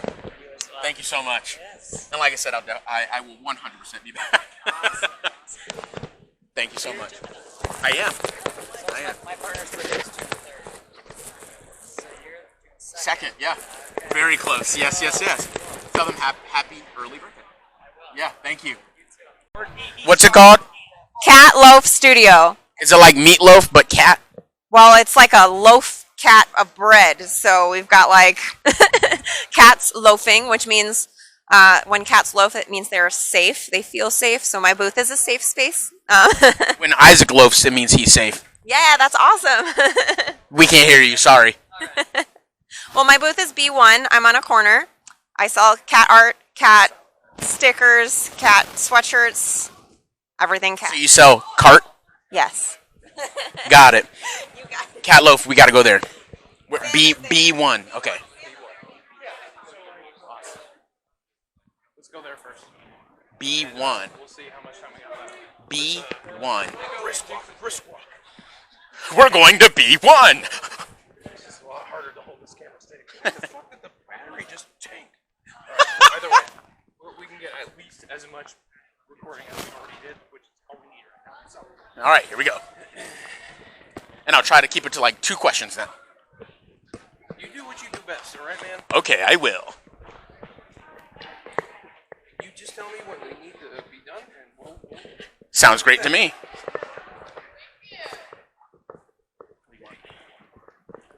I don't even know where that crap is. Oh, these are... I don't know either. Let's just go this way.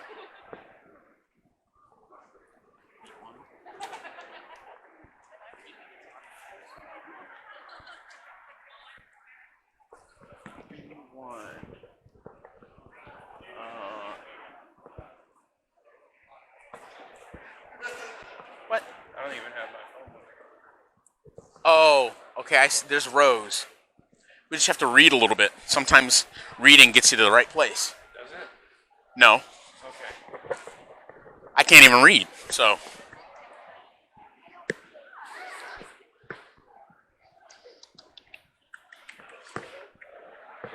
Row F and G, H and J.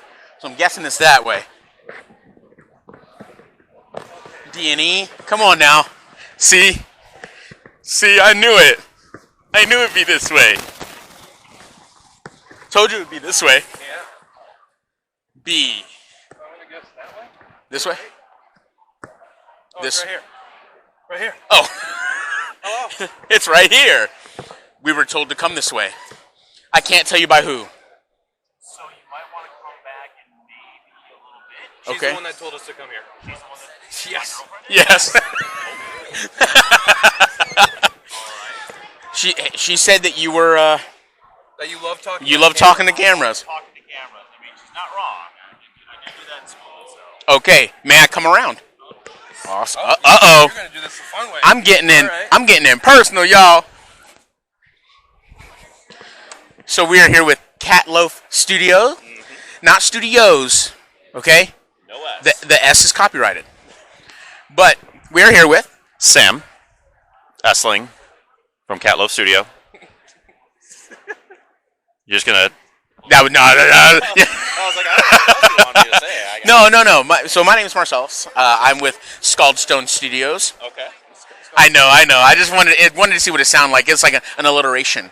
It's Scaldstone Productions. Don't ask me how to spell that. No, Scaldstone Productions. We are a production company that does a lot. Podcasts, short film. We do con walks, everything like that. She's actually there right now doing a podcast. Perfect. With Isaac. Yeah. And so what I like to do is a little con walk. I like to come around and talk to the people of the con and, show the people what you do. So my first question for you is, who are you and why'd you get started? So we are Loaf Studio, and it all started because my girl has a good passion for doing art, and she was really trying to find something that allowed her to have fun while she was doing it every single day instead of just producing something. She started off doing images of celebrities and stuff like that, but she just really wasn't passionate about it. And then she had one art show that she did where she did cats, and she did robot cats because it's a themed show. And people absolutely loved it. So then she just started trying to figure out what's passionate for me, what do I enjoy, and she decided, let me try doing some more cats, and it kind of just really evolved from there. Every single show she comes up with something new. She has this wonderful Loaf Studio guest book that she has. So every time that a customer comes in, they get to sign their cat onto there. Even if they don't buy something, she encourages them to sign it on there because that gives her inspiration because she can be sitting there when she's having a bad day or something's not quite going right. She pulls that book out and she sits down there and sees the names of cats, the funny things, and it kind of gives her that energy to get back to it. She just really has that passion because she wants to make something that's going to be fun and enjoyable no matter how old or young you are, something you can relate to. And cat people, they love their cats, so it makes sense in this community. So that is awesome. That I really love that, and thank you so much for sharing. She definitely has the best partner here because that was like you knew it. It's almost like you had a script written on the back of your eyelids. I'm just good at talking. That's what everybody's always said about me. So they say that about me too. I mean, that's all I'm good for. I know, right? I was telling her. So I've seen some people around the booths that have booth babe shirts on. I'm just like, I don't know if I got the booth babe thing going on, but I'd go with booth daddy on the shoulder sleeve. Like I feel like that's the next step. I think that's a natural evolution from booth babe. I go to booth daddy. 100%. I think we should get one of those for Isaac. Yeah, you need to start that. We need to start that. Hurry up, write it down, copyright that. I'm gonna. No, but last thing for you. Where can we find you? So right now there's a couple different places that can be found. Obviously here at the event. The next event that we have coming up is actually going to be the Valley Junction Pride event. So we'll be there at Valley Junction with a booth. And then she also has all of her stuff on Instagram as well as on her website for vendors. She also has bulk pricing as well too. So the best place to find her and get connected is to go to Loaf Studio on Instagram. Now it's important to be cat.loaf.studio because just earlier this year somebody actually hacked her original account. So she's trying to build her following back up. She just got to 1,000 followers. And then somebody hacked it all. So we started back from zero. So if you want to support her, the best way is to do that because she gets excited every time she gets a new follower. You see her light up. So cat.loaf.studio. It's going to be a picture of her holding our cat, and that's the best way to get in touch and see where we're going to be popping up next. I love that. cat.loaf.studios. I'm definitely going to give you guys a follow. And I usually tell people if you got hacked, that just means you were doing something well. Exactly. Somebody wanted to be you, you know? Well, something that I do. Okay. I know she's not here right now, but I do it anyway. So tomorrow's my birthday. Oh, happy birthday. Thank you. And something that I do, and usually it's around. The Des Moines Con was on my birthday last year, and it's crazy how that happened. It's crazy. I mean, I think I probably tell them, you know, hey, do it around my birthday. But yeah, tomorrow's my birthday, and today I've brought it. Okay. Every year we got the birthday bag. Okay. Now, one final question. Yes. Can you add to the birthday bag? I tried to make it rhyme. It didn't work, but it works. You don't have to at all. Don't feel. There's a couple different things. So we could add to the birthday bag, or I could sing you happy birthday, because I am actually a trained opera singer. Is what I went to school for. Wait, really? Yes, sir. So I think that one would be better. Say that real quick into the birthday bag. Say. I'm a trained opera singer, and today I will sing you happy birthday. I put it in the birthday bag. See, now you got to do it. Now. And it was Marcel, right? Marcellus. Yeah. Okay. Uh-oh. Ready? Happy birthday to you. Happy birthday to you. Happy birthday, dear Marcellus. Happy birthday to you. Hey! I love that. Okay, that. If any other vendor watches this, I'm sorry. That was the best birthday add to the bag. I'm sorry. I know you've added your stuff in there, but I got a birthday opera song. Yep. Oh my Lord! Items are always there, but experiences. That's amazing. That's a memory forever. Well, nice meeting you. It's my pleasure. Thank you so much for that, and we have some things for you. Fantastic. Yeah, see, I bring gifts. Oh. I don't just take gifts; I bring them. Perfect. Well, thank you. Got a sticker, got that, and then I give you this, so you can find us, so you can watch this, and that's for your lady. Will do. Thank you. Well, it was a pleasure being on your podcast today, and happy birthday tomorrow, and I hope you have a great rest of the con. Oh man, thank you so much. Thank you. That was freaking awesome. Did you put it in the bag? Did you see that? It's in there. You see it's moving? It's still singing. I'm just saying. It's in there. When I get home, I'm going to open it up and then close it real quick because I don't want to lose that. I got to get that every year, okay? Got to hold it on there. All right. Okay. Now, I forgot I had pockets. I don't have to hold the bag. Did you get the rest of it? Did you get the rest of it? Okay. Did you? Yes. Okay. I can go over it again. Yeah, go over it again. I like that slice of bread. The cat loaf. Get it? Inbred cat. Okay, see that's why you go to certain booths like that, because that was amazing. That was amazing. That was awesome. That was amazing. Man.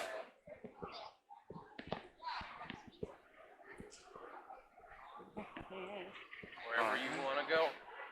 I'm thinking. There's just so many spots. There is. You know what? I got the perfect spot to go to. No candid photos or videos, so I gotta face the opposite direction. Hey guys, how you doing? Hey. Doing great.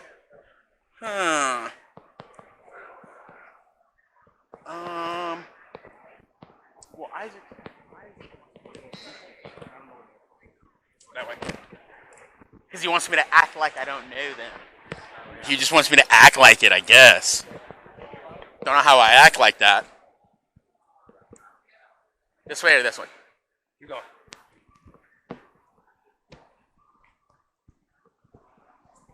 Okay. To your left. To the left? Okay. Yep. And I ain't talking Beyonce.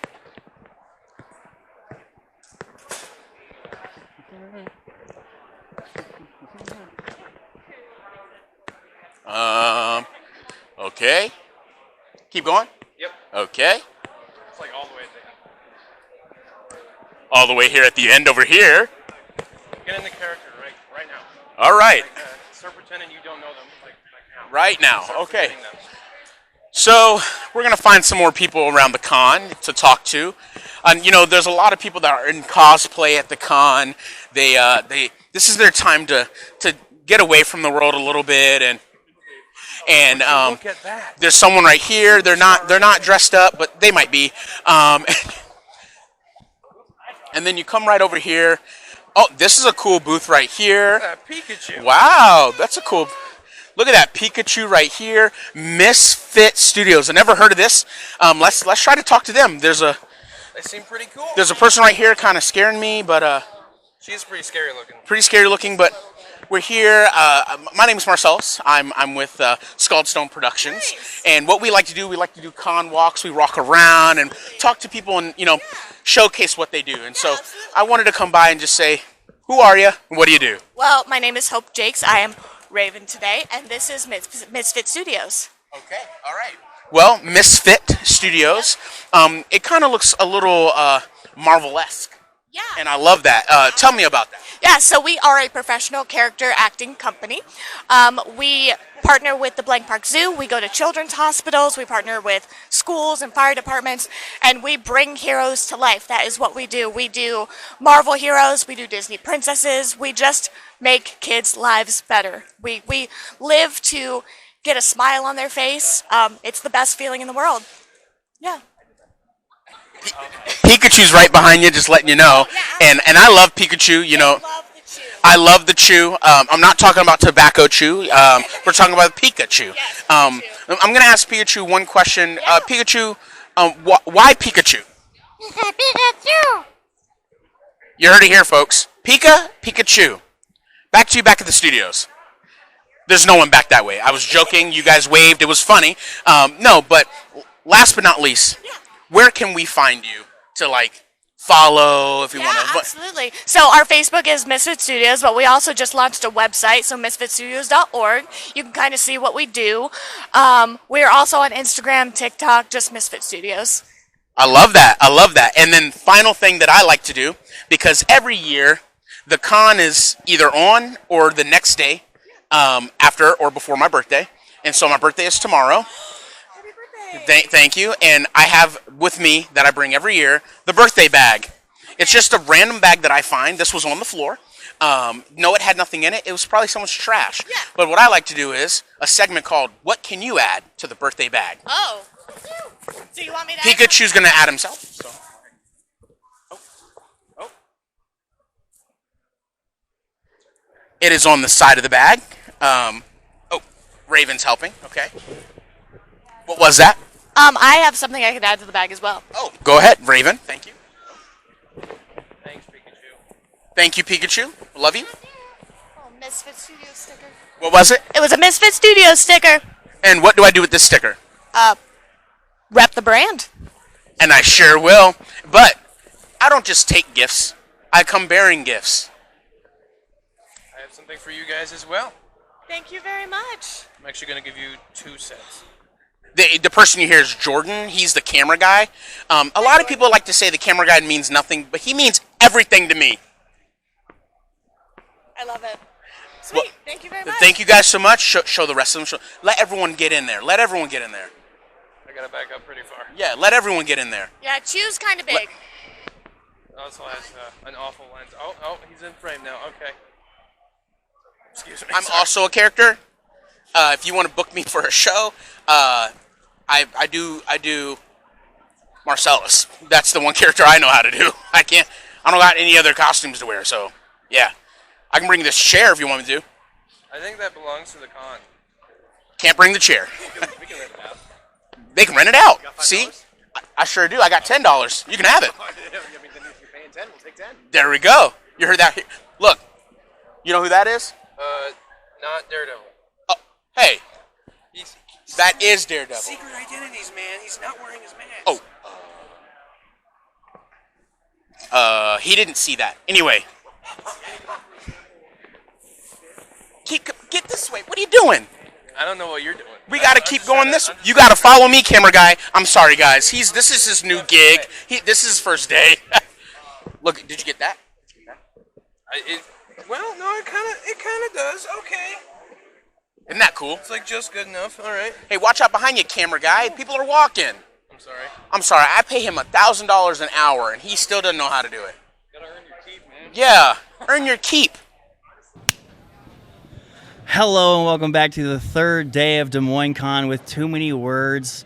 As you can see, we're getting a little bit tired, so we're sitting down on chairs. But, you are the first person this convention that got recommended to me. Hey, you really need to interview this guy.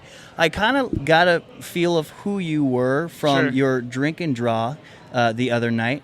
So, Dylan. Yeah. Let's do a real quick introduction. Who are you, bro? I'm Dylan Jacobson. I'm a comic book artist, illustrator, and game show host. And you met me through the game show host part first. I focus primarily on figurative illustrations. I still work in comics to the extent that I use like all the principles, tools, and techniques of comics, but I do a lot of figure art.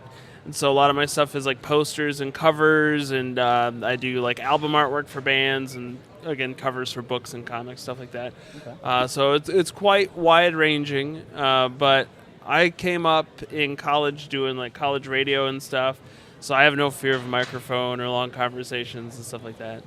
Okay. But yeah, that's awesome, bro. Good to hear. Yeah. Say figurative art. Yeah. I am not entirely sure what that means. Can you tell us for the slow folks? Yeah, no, what you're figurative good. art is? Figurative art is I paid a lot of money for college's version of just saying I'm drawing people from life. So like, if you had to go to like try not to use the word figure in it, but if you had to go to like a figure drawing class to draw like a nude model. So I still work with a lot of models right now. I work with a lot of folks who are like alt clothing models, or people who would appear as like, I don't love this term, but like booth babes at like car shows and stuff. Yeah. So folks with tattoos, folks with like alt lifestyles, queer identities and stuff like that.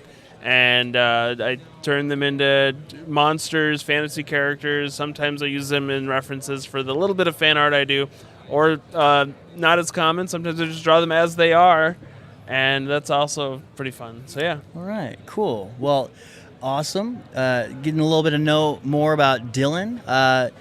So I quickly learned that you are local, but yeah, the first thing I ever witnessed, as you mentioned, was Dylan's Drink and Draw. Now tell me, what's the lore, maybe the origin? How do we come up to, you were an artist, but I want to do a game show called Dylan's Drink and Draw. Have you ever been to a traditional Drink and Draw at a Comic-Con? I've never heard of it. So traditional Drink and Draw is more or less like, you take the older dudes in comics, somebody who's in their 60s or 70s, you go out to a bar with them, they're going to have everybody have a prompt, they're going to scribble some stuff, and then they'll look through all this artwork and be like, oh, here's the best one in the house. Oh, it was the professional that was here tonight, and they'll all clap, and that's it. And I think that that's cool and has its place, but is ultimately kind of boring. So I took that idea and flipped it on its head. But since we're digging deep and getting to know each other, I'll be brutally honest with you. I developed the way Dylan's Drink and Draw plays as a game show, because this is a contestant-based game show where the professionals judge you instead of the professionals winning stuff. I took all of this and adapted it from episodes of Penny Arcade's Strip Search, and took some of the inspiration they gave me and meshed it with how a drink and draw works. And I used to run it at bars until about 2022, when it occurred to me that this would be very successful at Comic-Cons. Okay. And that's where it came from, yeah. Nice. That's also a really good scene. I've obviously seen from what I learned on Friday, that you have resources to make things unique and really cool, like your little your coins. Yeah, the tokens. Where you can actually get a professional artist to help with your. Did drawing, Did you hire? Oh, you're helping around the room. I was working, so I could not actually participate in the game because I had to sit in on other panels for audio. So do you mind if I just give like a skinny of how Dylan's Drink and Draw works in case your listeners or viewers aren't sure? So Dylan's Drink and Draw is a competitive drawing game show where everybody in the room becomes an artist, whether you're good at it, art or bad at it. We tend to find people who say they're bad at artwork are the ones who win because the goal's not about being a good artist, it's about being clever and being able to mesh two prompts together.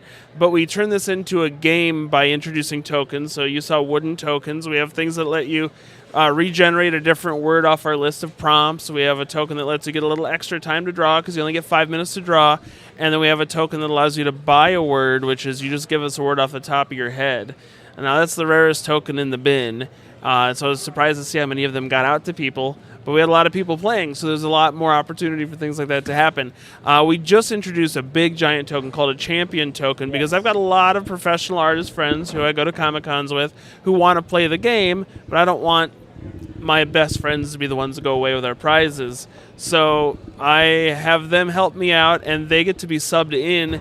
The champion tokens are purchasable for $5, and so if you're drawing and you're like, you know what, I want a professional to draw this for me, you grab one of those tokens, and whenever you're comfortable, you pick around and sub in like Travis Bentley or maybe in the future like Phil Hester and get him to draw it for you. So Dylan's Drink and Draw is almost pay to win. Oh, yeah, it's got some features like that, but yeah, it's not truly pay to win. Not truly. And the goal is to have everybody have a good time. All the prizes are brought to you by judges. All the judges are other professional artists from the Comic-Con. So the true underground goal is to not just give everybody the best time that we could possibly give them, which is always a blast, but to introduce people to artists that I hope that they're going to go to their table and fall in love with and become fans of. And so I look at it as a way to like make connections between the crowd and artists in a way that is more intimate than the conversations at a booth about like, oh, is this from that fandom or what does that cost? Yeah. So yeah. I really like that, man. See, at first, I said no to playing because I thought drinking was required. Oh, yeah, drinking's not required. Drinking is not required, friends.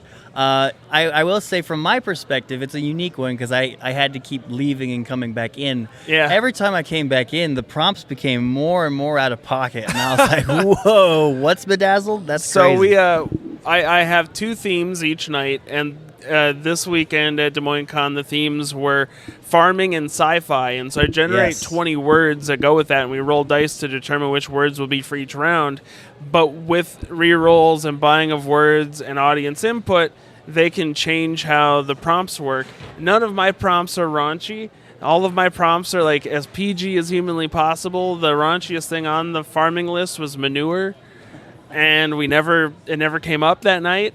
And I leave it up to the audience how like mature or raunchy they want the show to get because,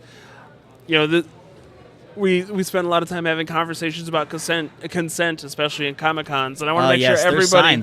Yeah. I want to make sure everybody's having a good time. So if the crowd doesn't want something to be obscene, then they don't have to turn it that way. I put it in their hands.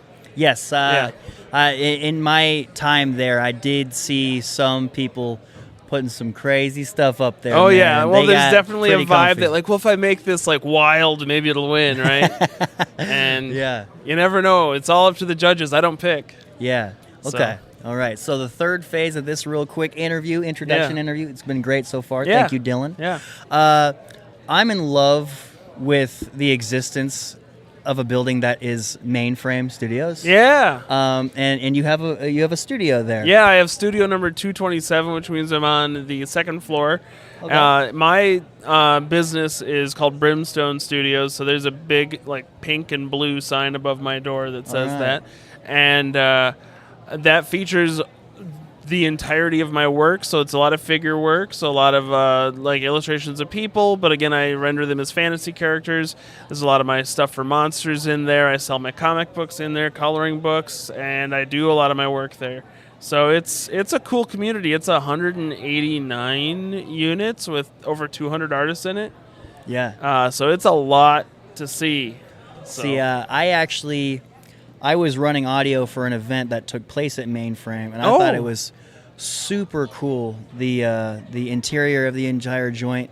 All I know is that you must make a lot of money to be able to stay there. It's Mainframe is run largely through locally sourced grants. Like almost everything comes from the state of Iowa and specifically Bravo Greater Des Moines. Okay. And it would be wrong of me to say that I'm paying an exorbitant amount of money because I'm very privileged to have been someone to get off the wait list and get into Mainframe. We have a lot of wonderful community support that makes that an affordable experience. Okay. Because a studio in downtown Des Moines would be easily $3,000 a month if it weren't for how things like Mainframe work. Okay. And there is a long wait list, so I know if any of your listeners or watchers are local artists in the Des Moines area, if you want a space, sign up as early as you can. It took me 3 years to get in. Wow. So, yeah. Okay. Good to know. Because, I was asking a lot of questions when I was there. I was like, hey, can we do like a podcast in here? It's like, it's way more professional than our basement at the time, you know? Yeah. But they're like, shoot an email. They might let you do it for free. And I'm like, okay. And I just never sent the email. Mainframe looks like a pretty cool place to work. And if it's, through grants and stuff, maybe I'd love to talk to you I still again do sometime pay about rent, it. but it's not nearly as fierce as you might anticipate it being. Okay. So, yeah. Good to know, man. Good to know. Yeah. Well, this has been Dylan Robertson? Dylan Jacobson. Dylan Jacobson. That's okay. We just met. We're just bonded. Yes. So, yeah. We're just bonded. You're going to be at Mad X? Yeah, I'll be at Mad Expo. All We'll be right. bringing Dylan's Drink and Draw out there, and another artist and I, Drew Brockington. We're probably going to be putting on an improv game with All comic right. books called Panel Prov, so you can check that one out too. All right. Drew's been on the podcast before as well. Yeah, so, I love Drew. It'll be good to see you guys. Maybe I can actually participate this time. Good to see you too. Yeah, good to see you. All right. Which one's your copy and which one's mine? Mine is right here because mine's not signed. Excellent. You said not signed? Not signed. You want to change He wasn't. that? No. No? I'm okay. He wasn't there, and I personalized. So I mean, it makes yours is personalized. I did so notice much that. so he spelled my name wrong. It's crazy. He did? Yeah. What do you spell it like? Double A? Double S. Double S. Double A. I do that a lot actually with my other friend. See, Isaac. I try to tease people, and I'm like, well, if you read your Bible, it's spelled exactly like that. Well, yeah. I guess we ISAAC. But anyways, hey, this is the. Well, let me sync the audio real quick. Okay, so this is probably the most important guest that has ever walked onto the stage of Too Many Words podcast in our 3-year history nearing. Holy crap, we got a Cataldo on screen, and it's not Vinnie. All right, Vinnie's he's old news. Yeah, he is. But oh my goodness, Cassie, mother trucking Cataldo. Yes, I was gonna say, can I cuss on here? I Would mean, you rather have me not? If you want. It might just slip up. I'll try not to. Okay. I've slipped up a few times on the podcast, so I mean, I it just have like a happens. bad sailor mouth, you know. Really? I really have a sailor mouth. But That's the first thing we learned about Cassie Cataldo. Cassie Cataldo, the sailor mouth. Yeah, that's the first thing we learned. Yeah. But I don't think it's as bad as me though. No, I'm I so think glad that you're here, though, Vinnie, because you. I would love for you to clear up why we thought it was so important for the birthday girl to be on the podcast today. I mean, the biggest thing that I've always seen is like she has a lot of stories to tell. Like one of the biggest things too was that at her graduation, she had said that she wanted goals after college was to travel the world and write the next great American novel. And I Did feel you do like that? she wants to. I definitely feel like she wants to. I feel like she should elaborate on that, like why those are like her ambiguous plan. I don't know what word I'm looking for. Those are my plans. Yeah, that's kind of ambitious. Ambitious. Well- Not ambiguous, because ambiguous means that she's either going to do it or she's not going to do it. Well, I mean, Well, I was gonna say. Also maybe a little ambiguous. And but, maybe, well- so you're wanting to be a writer? I am. I'm wanting to be a writer. I don't really know what for. I just really like making art, and I like putting myself out there. In Do you? I do, but like not me. Like I like putting work out there that like people can view, and it doesn't have to like technically be correlated to me. What's the word? Related to me. You know, it doesn't have to be like. Well, it's your work. So it is, but by like people can default. enjoy it without it being me.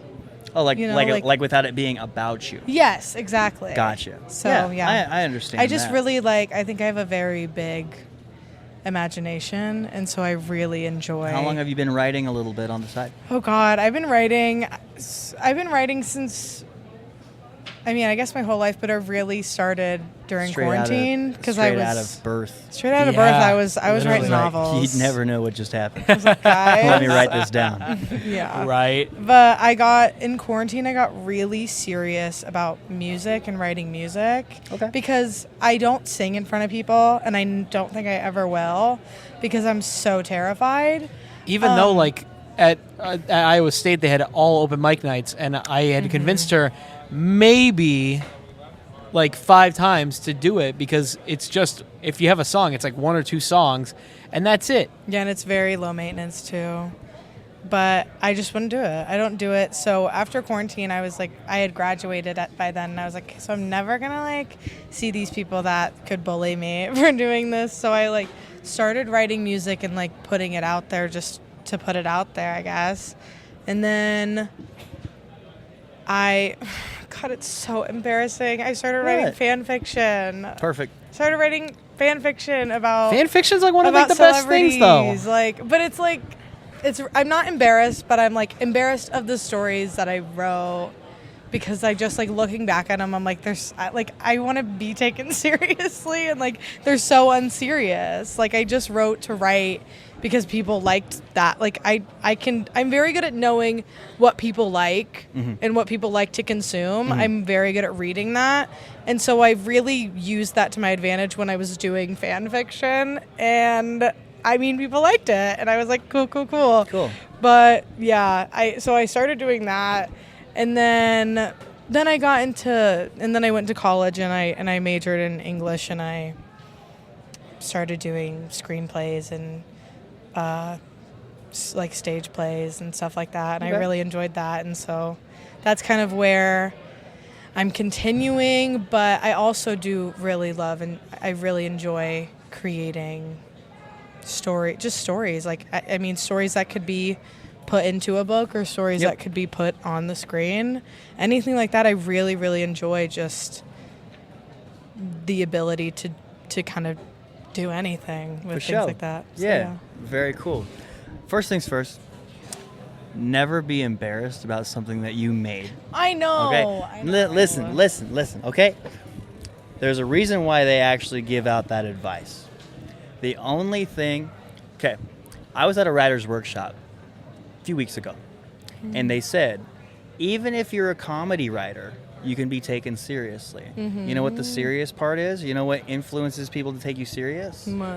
How much they know you take your work seriously.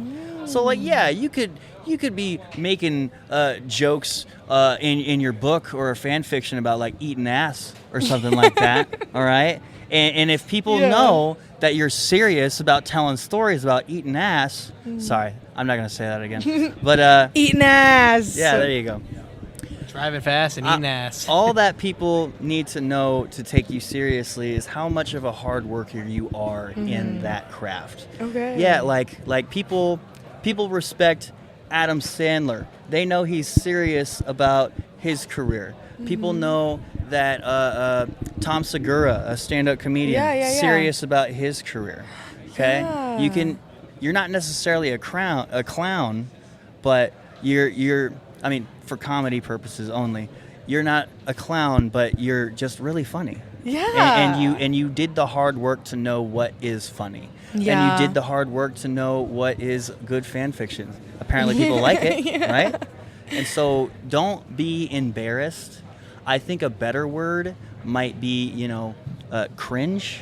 Because I want you to know that I cringe at 98% of my work. I think that is what it is. It cringes a lot of what I do, so. Me too. Join the crowd. It's just the whole aspect of, as we're constantly learning in our crafts, we know that we want to get better every single day. So something that you look at that you did a year ago, you're just like, ooh, did I really put that out? I was gonna say, I'd 'cause probably another do thing that is, like, differently. It's growing. Yes. Because like I mean, like I'm sure at that time when I did it, I was like, this is the best piece of writing I'm ever gonna do. Yeah. But now again, looking back on it, it's like I hadn't found like a voice that I'm comfortable in. So I remember think things that, are like that cringing, like when you look back at stuff. I remember that with our first One Good Question that we did. I always look back and I'm like, man, I don't have the microphone. You can tell I'm like extremely nervous, and I'm just like, oh, this is so bad to watch because I was like so nervous at the time. And then now it's like I'm so comfortable doing all this. But just looking back at like your first one that you ever did was very, just it was hard to watch because of that. Good. I'll see you in about 5 minutes. All right. But yeah, but looking back also is like, this was a starting point for you. It could be cringy then, but it started this whole thing. Yeah. Like that's what I feel like with this One Good Question. It's like, oh man, it was so cringe, but it started Like this at least whole you did thing. it. Yeah. Yeah. So that's why I'm saying like with your first writing. something is never gonna be your best one. No, definitely not. And I need to it remember takes that. it takes some time to work it through, but the starting point is the hardest part because you know you're fresh and like you don't really know how it's going to work out. Yeah, you don't have like a grounding yet. But over time, you start to adapt into it and make it just so smooth. Yeah. So totally. Yeah. Matter of fact, it's happened this weekend. Yesterday, a guy comes up to me saying, hey, me and my buddy were thinking about starting a podcast. You know? They're like, we just don't know what we got to do. And I'm like, well, the number one thing that you need to be is consistent. All right? Mm-hmm. We never had the best mics. We never had the best studio situation. We're still working on that because we're poor. You know? The couch. It's just the sheer fact that we've put out a show every Saturday at noon for the last 2.5 years. People take us seriously. Yeah. Even though it's just us being stupid, talking about stuff. Yeah. Oh, we should rank the best Powerades versus the best Gatorades. Yeah. Very degenerate idea, but people are like, oh, I'd tune into that, and they know that we would come out with that. Yeah. You know, especially if we post the graphic. Hey, this is coming out this week. Boom, it's right on YouTube. Yeah. You know. And I think consistency is so important too, in I think anything you do, but like especially when you're doing a podcast, because like your fans are like, they're expecting it. Yeah, they're expecting it, and like you don't let them down. You know what I mean? Because the podcasts I listen to, they're like every Monday and Wednesday. Okay. And they've done that for like 3 years, and I'm like, it's so refreshing to have like new content so much. Because Yes. like YouTubers, like YouTube is different because it's not as consistent normally. Yeah. And you're like, you have to keep watching the same videos over and over, and you get bored of that. But like with you guys, you again do it every week? Every week. Yep. You have new shit every week. Oh, Every see? single week. New stuff every week. Sorry. But yeah. So what do you think? What do you? You must first take yourself seriously before Mhm. anybody else does. Mhm. You must first believe in yourself before you expect anybody else to. True. So, Cassie, what do you think are you going to start taking seriously, or what have you already started taking seriously in your craft? Oh my god. Okay. So I think what I'm going to start taking seriously, or what I'm working on taking seriously, is I just think my ideas, like, okay, this is like so stupid, but I want to try new genres all the time, and so I went to the spa when I was in Mexico, and she gave me a facial, and in the facial she gave me a massage too, and I didn't expect it, and I ended up finding myself creating a story about where it's called Eat the Rich. First of all, it's called Eat the Rich, and it's about where this masseuse kills all of her rich clients.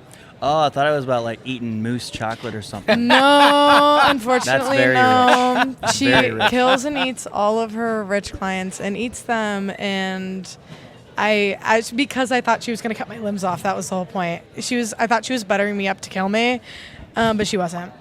All right. But I was like, And that's that so- opened her eyes. Yeah. I need to do something. And I was like, right? And so when that was happening, at first I was like, this is so dumb. Like a masseuse that kills and eats her rich clients, like that's stupid. And then as I was there longer and I was thinking about it, I came up with more of the story and I was like, wait, I see it. Like I feel it and I see it and I understand. I just think I'm going to take my ideas that I come up with more seriously and really start seriously doing some damage to that and not just being like, oh, this is an idea that I just had. Like I'm going to like actually take the next step and like maybe write like a summary or write like a I don't remember what it was called, but like an outline of it or whatever. Outline. So I just think I just need to take the process more seriously and not be so harsh on an idea because at first it sounds stupid. Mm-hmm. So yeah, I don't know. Is that what you were like wanting? Like is that what the answer you were? It's all good. And also keep note. I feel like there's a long list of words that have neutral meanings, but people only choose the negative side of that meaning, like the word attitude. you Yeah. know? Yeah. The point I'm trying to get to is the word serious. Don't let it scare you. Okay? Yeah. Serious is not a negative thing like, oh, I got to start working. No. Mhm. Serious means, oh, that guy's serious about what he does, Mhm. AKA passionate. Okay? Loves Yeah. what they're doing. And Well, so I look that's at why you they like do that it. way too. You're passionate about everything, like with too many words, with one good question, with Love Pastor Debbie when you work with Nana. Like you're passionate about when you're passionate about a subject, your drive is just there. Yeah. So, So like- where my back hurts right now. I can't. I don't want to Yeah, do this you've been booth running anymore. around all Yeah. day. Because- but What's like crazy is that we got one good question, and we got to do a little thing with him. Oh, word. And then some friends of mine flew in to see the con and try to say hi to me. So we only got one more hour left to do all Yeah. that. Oh my gosh. So we got one good question, but nice. wrap it up. I'm just Bye. I'm kidding. No. But seriously, But what? yeah, the passion that you have with like if you have it, and that they always say this, like if you love what you do, you'll never work a day in your life. Like Yeah. so like if you love writing, it's just like a natural hobby that you like to do, and you just sell the book and you make money. Like, but if you love writing, you're not working. You're just Yeah. doing what you love to do. And I feel like with writing, you love to write, Mhm. whether it's music, whether it's graphic novels, whether it's movies, screenplays. Your love for that is huge, and I feel like that's like a driving force for you to continue on this. Like, Yeah. so like never give it up because you love this thing so much. You should not lose sight of what you love to Yeah, do. totally. I don't want to work. In corporate America. I don't want to work. So, yeah. Understood. Anyways. Any other lasting things, guys? No. Thanks for questions? having me on. Okay. Oh my god, I do have a question. What's up? What got you into movies? What got me into Because movies? you're coming out September 18th Yes. with a short film called Marketplace. I'm going. We will I'm be- so we will be excited. attending. I saw Good. the little Yep. thing for it, and You it know- looks you know really what the good. plot is? No, I don't. So do you want to? It's about a promote it here it's- now. It's a guy in too? his early 20s, super desperate. His priorities are all over the place. Only cares about getting a girlfriend. Bumble's not working out. Tinder's not working out. And he sells his PS5 on Facebook Marketplace to make first month's rent because he doesn't have a job. Wow. And through that process, he gets the grandiose idea: what if I found love through Facebook Marketplace? Oh my gosh. And so he burns all that money trying to meet women and buying their things. Okay, so what made you come up with this idea? And you wrote and directed? I wrote it and directed it. How was that process for you? Well, it took almost 2 years. Wow. Not for the writing part. The writing part took me 2 weeks, and Yeah. then you know, with over time, I just fixed it up. You know, just because I had attempted multiple times to start shooting this movie, Mhm. but the guy that's on that front cover now, the fourth male lead that was Wow. actually for the movie, because the first three fell through. So it's actually been really hard to start it. But how did I come up with the idea? It's actually someone that I was talking to yesterday. They were like, hey, what is some advice for writing in all this stuff? And I'm like, they're like, how do you get your inspiration? The world. Yeah, it's just The like world. there's like no inspiration. It You- sometimes just happens. There's like a huge debate on whether or not writer's block exists. I'm not going to get into that debate, but You don't think so? literally there is so much good and so much bad on this planet Earth that you can tell a story about anything. Look Yeah. at that lady at that taco stand right now. She's got a family. She's got children. She's got siblings. She's just doing this for a job. Maybe this is the job that she's always wanted. You know, Yeah. it's whatever. And what if she got fired tomorrow? What's she going to do? Where's she going to go? That's a story right there, you know? But sometimes I do get inspired. You know, it's not as manual as that, but I do get inspired. Not going to lie, sometimes I want to make a cinematic storytelling. I know he's behind me. Sometimes I want to make a cinematic storytelling of the worst ideas I've ever come up with. Like, oh, Yeah. that girl was actually really pretty. I wonder if what would happen if I got her number. Of course, I'm never going to ask a girl from Facebook Marketplace if I got her for her digits. But what if a dumbass actually did? And Sounds like somebody like me. And so, yeah. This is the story of someone following through with that, you know. What was the one that you did last year? Because I remember we did one. Was it? I forgot what the name of it was. It's called Peace Walker. Peace Walker. I was Yes. at that freaking thing. How could I forget that? Yeah, that was a post-production nightmare. It was. You had told me all about it, but I'm really excited for this one because just It's a knowing comedy. knowing that it's like 2 years of working on it. There's a lot of lore to this movie. Yeah, and I'm excited. I'm excited to see it. So yeah, redemption tour. September 18th at Fleur Cinema. Thursday, National Cheeseburger Day. Exactly. It's too many Really? too many Yeah. too Are you many gonna have burgers cheeseburgers 3. there? Yeah, it's called Too Many Burgers 3, the third Are you annual. kidding me? Yeah, are you kidding me? What? Why do you think we're doing it on a Thursday? It's a double header. We're celebrating 3 years of podcasting for Too Many Burgers, and also there's a movie premiere. Oh my god! So there's gonna be a live This is show like and everything.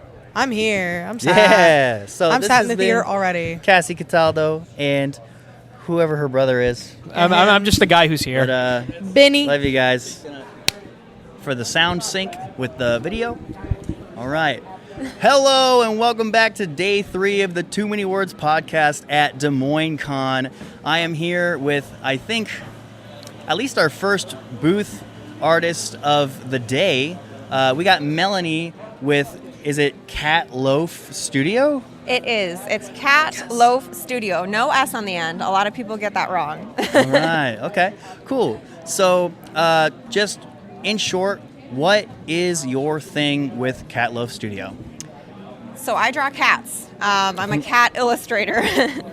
I love drawing fur. I think it's really fun. I used to take myself really seriously as an artist before, and I did portraits. And then when I just decided I'm going to do something funny, I drew cats for the first time, Nice. and I kind of stuck. So here I am. Cool. Well, you and I are not the same because I hate drawing fur. Yeah, I actually used to be really into drawing in high school with the pen and paper and all of that. I drew a lion in high school.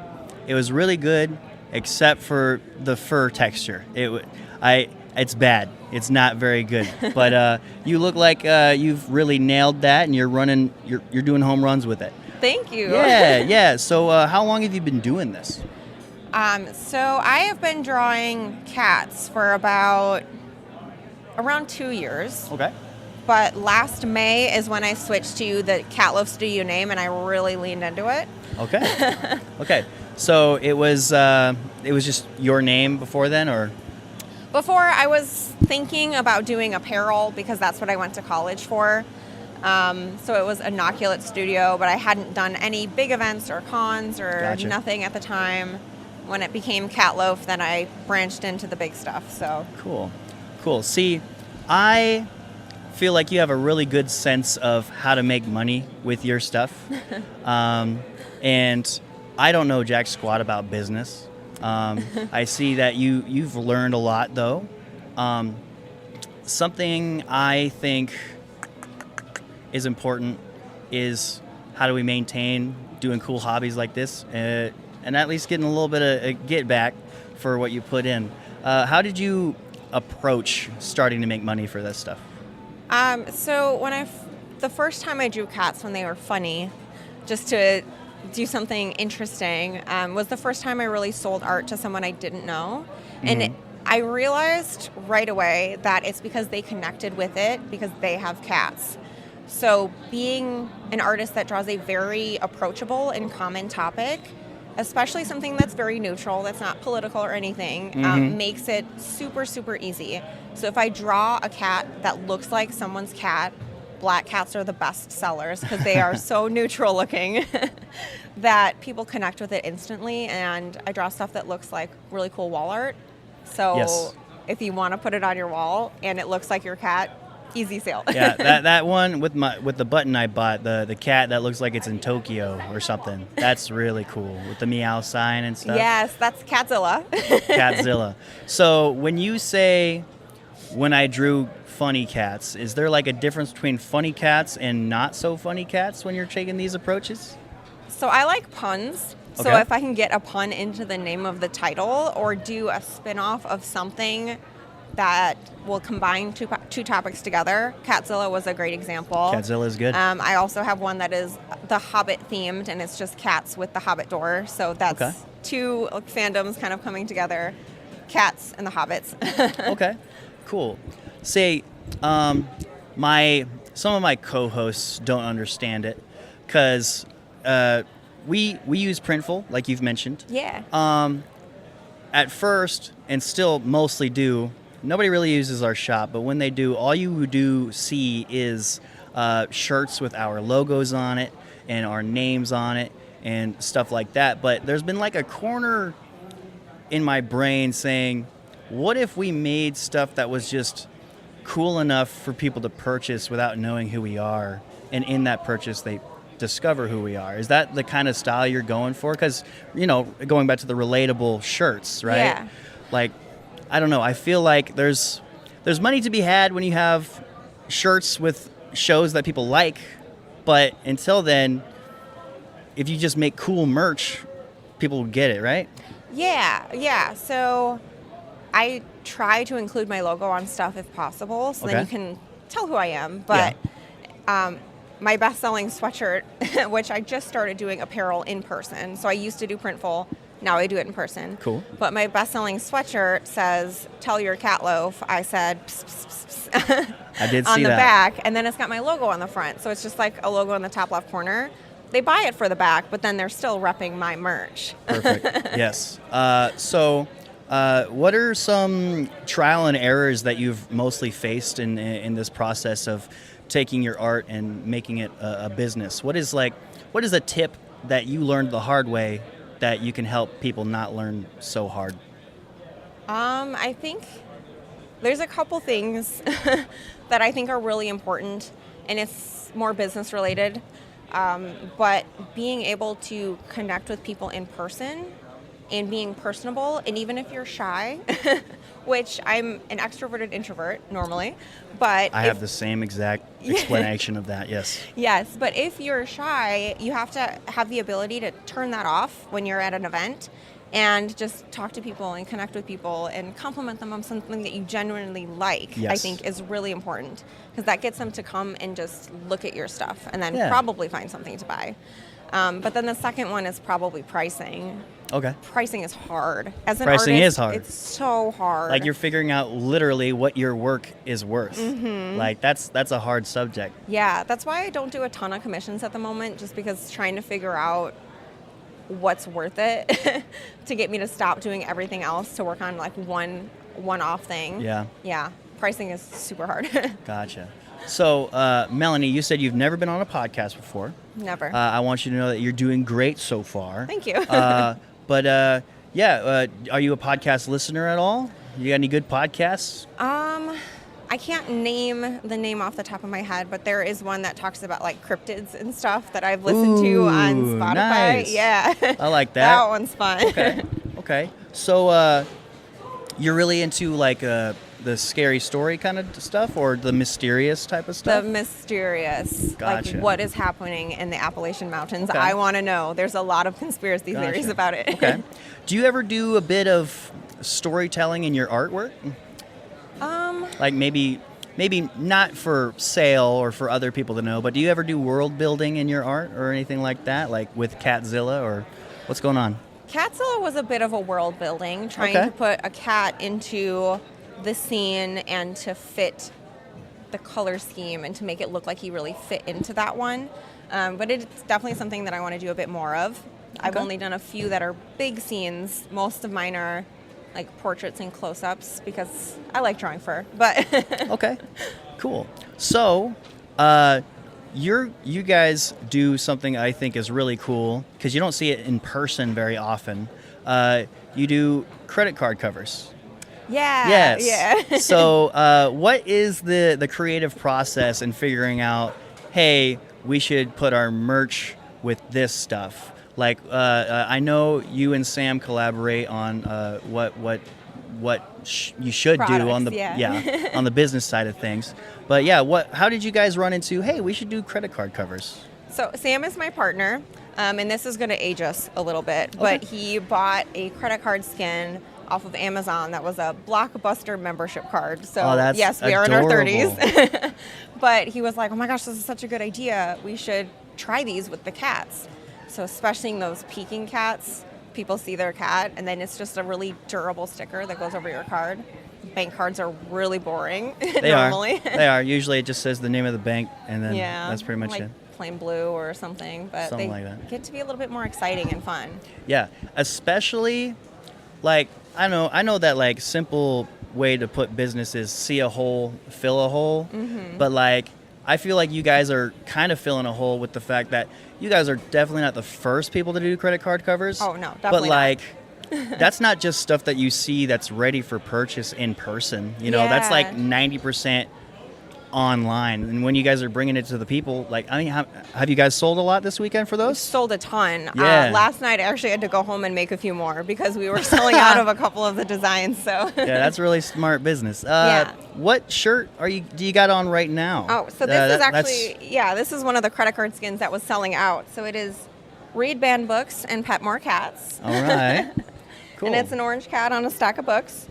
Cool. So, going through your Instagram real quick, I do know that you have cats, obviously. Your love for cats cannot be this strong without having cats. I have one. You have one? I have Okay. one, yeah. Cool. What's your one's name? So my cat's name is Sansa, and it is from Game of Thrones, of course. Okay. She is the Queen of the North. We used to live in Wisconsin, so that was a bit more fitting than Iowa, but she's a Persian tortie.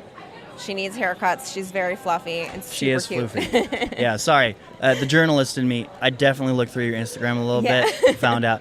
Didn't know how many cats you had, obviously. But yeah, the one, okay. She's the mascot. Okay, you said Sansa? Yeah. Sansa. Cool. My nephew's name is Tyrion.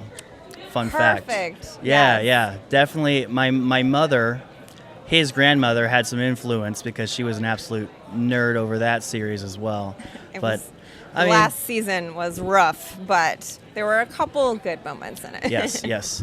Yeah, flashback to that. I wanted to name the kid Kendrick Lamar, but you know that's just an uncle's opinion, and those don't count. You know. Yeah, I but- don't think you get a vote. Yeah, no, not at all. But Tyrion, I've come to love that kid. You know, he's my nephew. It's but, amazing. Yeah. So obviously, this is the Too Many Words podcast. You don't know too much about us, but we love throwing in some fun questions in there. So food for thought, literally. Is a pepperoni pizza just another sausage pizza? It was flat sausage because they're like It's sliced sliced pepperonis. sausage. You know, I think pepperoni kind of is a sausage, isn't Right? it? It is. Right? yes. Dude, so my co-host, he works at a deli, and he's Okay. such a smartass about food sometimes. He's like, no, it's different. It's pepperoni. It's whatever smart word he threw at me. But yeah, thank you for that. I'm not alone in that. I will say that Sam was a butcher for 10 years. Really? I don't know what his opinion is on pepperoni, but I think it's kind of a sausage. I'm really appreciating all the Sam lore that I'm getting because I was told that he wanted to do opera singing. Yeah, and then he he's took super talented. business classes and he fell into that. And now he's been a butcher for a long time. He was a butcher. Now he's a manager for Lowe's. Cool. So, yeah, he's the big boss. More and he's Sam lore. Sales. Yeah, but he's got a lot of hidden talents. That's really cool. Let's see. I just lost the question I was going to ask you. Oh, yeah.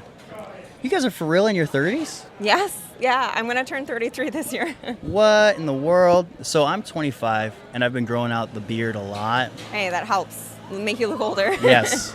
I'd like to think that at least 6 out of 10 strangers would think that you're younger than me. I swear to God. I have a baby face. I always have. Yeah, I thought you were like 27 or 28 or something like that. I thought Sam was in his late 20s as well. Sam's 36. Wow, you guys are very youthful looking. Well, thank yeah, you. y'all are blessed. Yeah. So I think that's all I have for you. Do you want to plug where people can find you? Here at the con? Or At the online? con, well, this is going to come out after the con. Okay. Where can people find you online and stuff like that? All right. Online, I am www.catloafstudio.co. There's no M at the end. My Instagram was hacked at the end of February, so I Ooh. sadly had to get a new one. I think I saw that in your bio. Yeah. So Yeah. my Instagram is cat.loaf.studio and Facebook, Cat Loaf Studio. Cool. So yeah, no S at the end of studio and No no S. M at the end of co. No, and Cool. exactly. Yeah, get it right. So it's been a pleasure to have you, Melanie. I'm gonna let you go back to selling cool stuff. Thank you so much for having me. Thank I you. really I'll take appreciate that. Appreciate your time. Hello, Owen. We're here again on day 3 of Des Moines Con. Yes, this is Owen. You are with... I am with Starfighter Comics, just helping out. Starfighter Comics? All right. How long have you been working with them? I'm not really working with them. My friend actually works with them. So Okay. I just So came along. you're just helping out. Yeah. Hey, that's all right. We got plenty of those here too. So I get that. I guess you were inquiring about some podcasting stuff? Yeah, my buddy and I were thinking about starting our own podcast called Encore Time. Okay. It's going to be more about entertainment stuff. Okay. Yeah. So the best advice that I can give personally is to just do it. You know, quoting Shia LaBeouf, just do it. All you just need is just like, you could do it with your phone these days. Mm-hmm. Just something, just to record your voice. You don't need video because podcasts are audio first. So, I mean, video will only help you, but you don't need it. But yeah, that's just the biggest hurdle that I've encountered with a lot of people is that they're like, I don't know if it'd be good. I don't know if I have the right equipment. Just do it. That's really it. Yeah. And as long as you're consistent and you keep putting out that content on a regular basis, you're gonna build a following. You're gonna build an audience. Like us, we started out like all this stuff. This was not here when we started. We kind of built ourselves from the ground up. We got all new microphones, all new equipment. Still working on getting a better camera because cameras are very expensive. Oh, yeah. But yeah, like you don't have to start out with the best equipment. Like I said, you can just start out with just your phone. And honestly, phones these days are pretty dang good at it. So yeah. Do you have any questions? Not really off the top of my head. Okay. But like, did you find your guy? Did it find easier for you guys to like go off a script or? So we have tried a couple different variations when it comes to script stuff for this. Excuse me. The only stuff that we found that kind of works is when we do an ad read for our partners. But like for the most part, our podcast, it's really free form and it's just a lot of stuff that just comes right off the head. But that's probably mostly because we do a lot in our lives. Specifically, Isaac, he lives a very active lifestyle where he's just constantly doing something, and it just produces a lot of good content for us to talk about. And so, like, you know, I'm sure that he'll probably like rehearse some things in his head, like we all do, just to get the details good. But like, we don't find a lot of help in scripts when it comes to podcast stuff. But that was a really good question. Yeah, is there anything else you might be wondering about? When you guys first started, what was like podcast that inspired you? Like, so this is actually, that's a really good question too. So our biggest inspiration actually was Two Bears, One Cave with Bert Kreischer and I can't remember the other guy's name right now. But yeah, Two Bears, One Cave. It's one of the most popular podcasts on podcast platforms nowadays. And we're like, that just, it gives us the same energy that we kind of get from ourselves. So we're like, we could do that. I was the one that kind of gave Isaac that big push, like, here, just do it. But like, you know, that was just a big part of what we were kind of trying to be at the time. I mean, now we've kind of evolved and we're a little bit different. We do some things that they don't. Like, they're really just friends, just having a conversation, and we do that a lot too. But we also do a lot of other things. But like another example would be like the Joe Rogan podcast. That was kind of an example for us of what, not necessarily what not to be like, but like we didn't want to be something entirely like that. Just because for some reason it gets a lot of hate. I don't think it's bad myself personally, but like, you know, it's just we wanted to have a good reputation and also continue doing something we enjoy doing. And yeah. Any other questions? No, actually. All right. Well, hey, that was about 5 minutes, so that was good. Thank you for joining us on this interview. I guess I have a question for you. What's that? You say entertainment. You mean like movies or like comic books or something like that, or just kind of everything that can entertain a person? So I do get how entertainment is abroad. My friend likes kind of like the action figures. Yeah, I love action figures. And I like and I like movies. That's cool. And so I was thinking Sorry. So I was saying we could do something based off both of those. Okay. So that would be perfect. And then like a segment I just actually came in is just Austin plays with himself. Yeah. Just as like a funny thing. Yeah, I get that. That's a good joke. Like we have a segment on our podcast called Get Them Lips Wet, where we try a beverage, like a drink, like the Sprite tea or like anything new. And it's a little bit like haha funny, but like, you know, it's we're just trying to drink, and getting a nice little gimmick like that will help you with comfortability doing it, and it'll really kind of get you in the zone. So yeah, I do recommend doing something like that. And the name for my podcast, it actually came to me. Yeah, I was actually just looking through movie posters. Yeah, and I saw the Deadpool and Wolverine poster, and it said Encore Time. I'm like, that's it. That is a good net. Honestly, that fits a lot, actually. So it was Entertainment Reels tonight, and Reels was REEL. Yeah, like but a film reel. Yeah, that just it felt too long. Felt like too many words. So I'm like, you know what? Encore Time. Okay.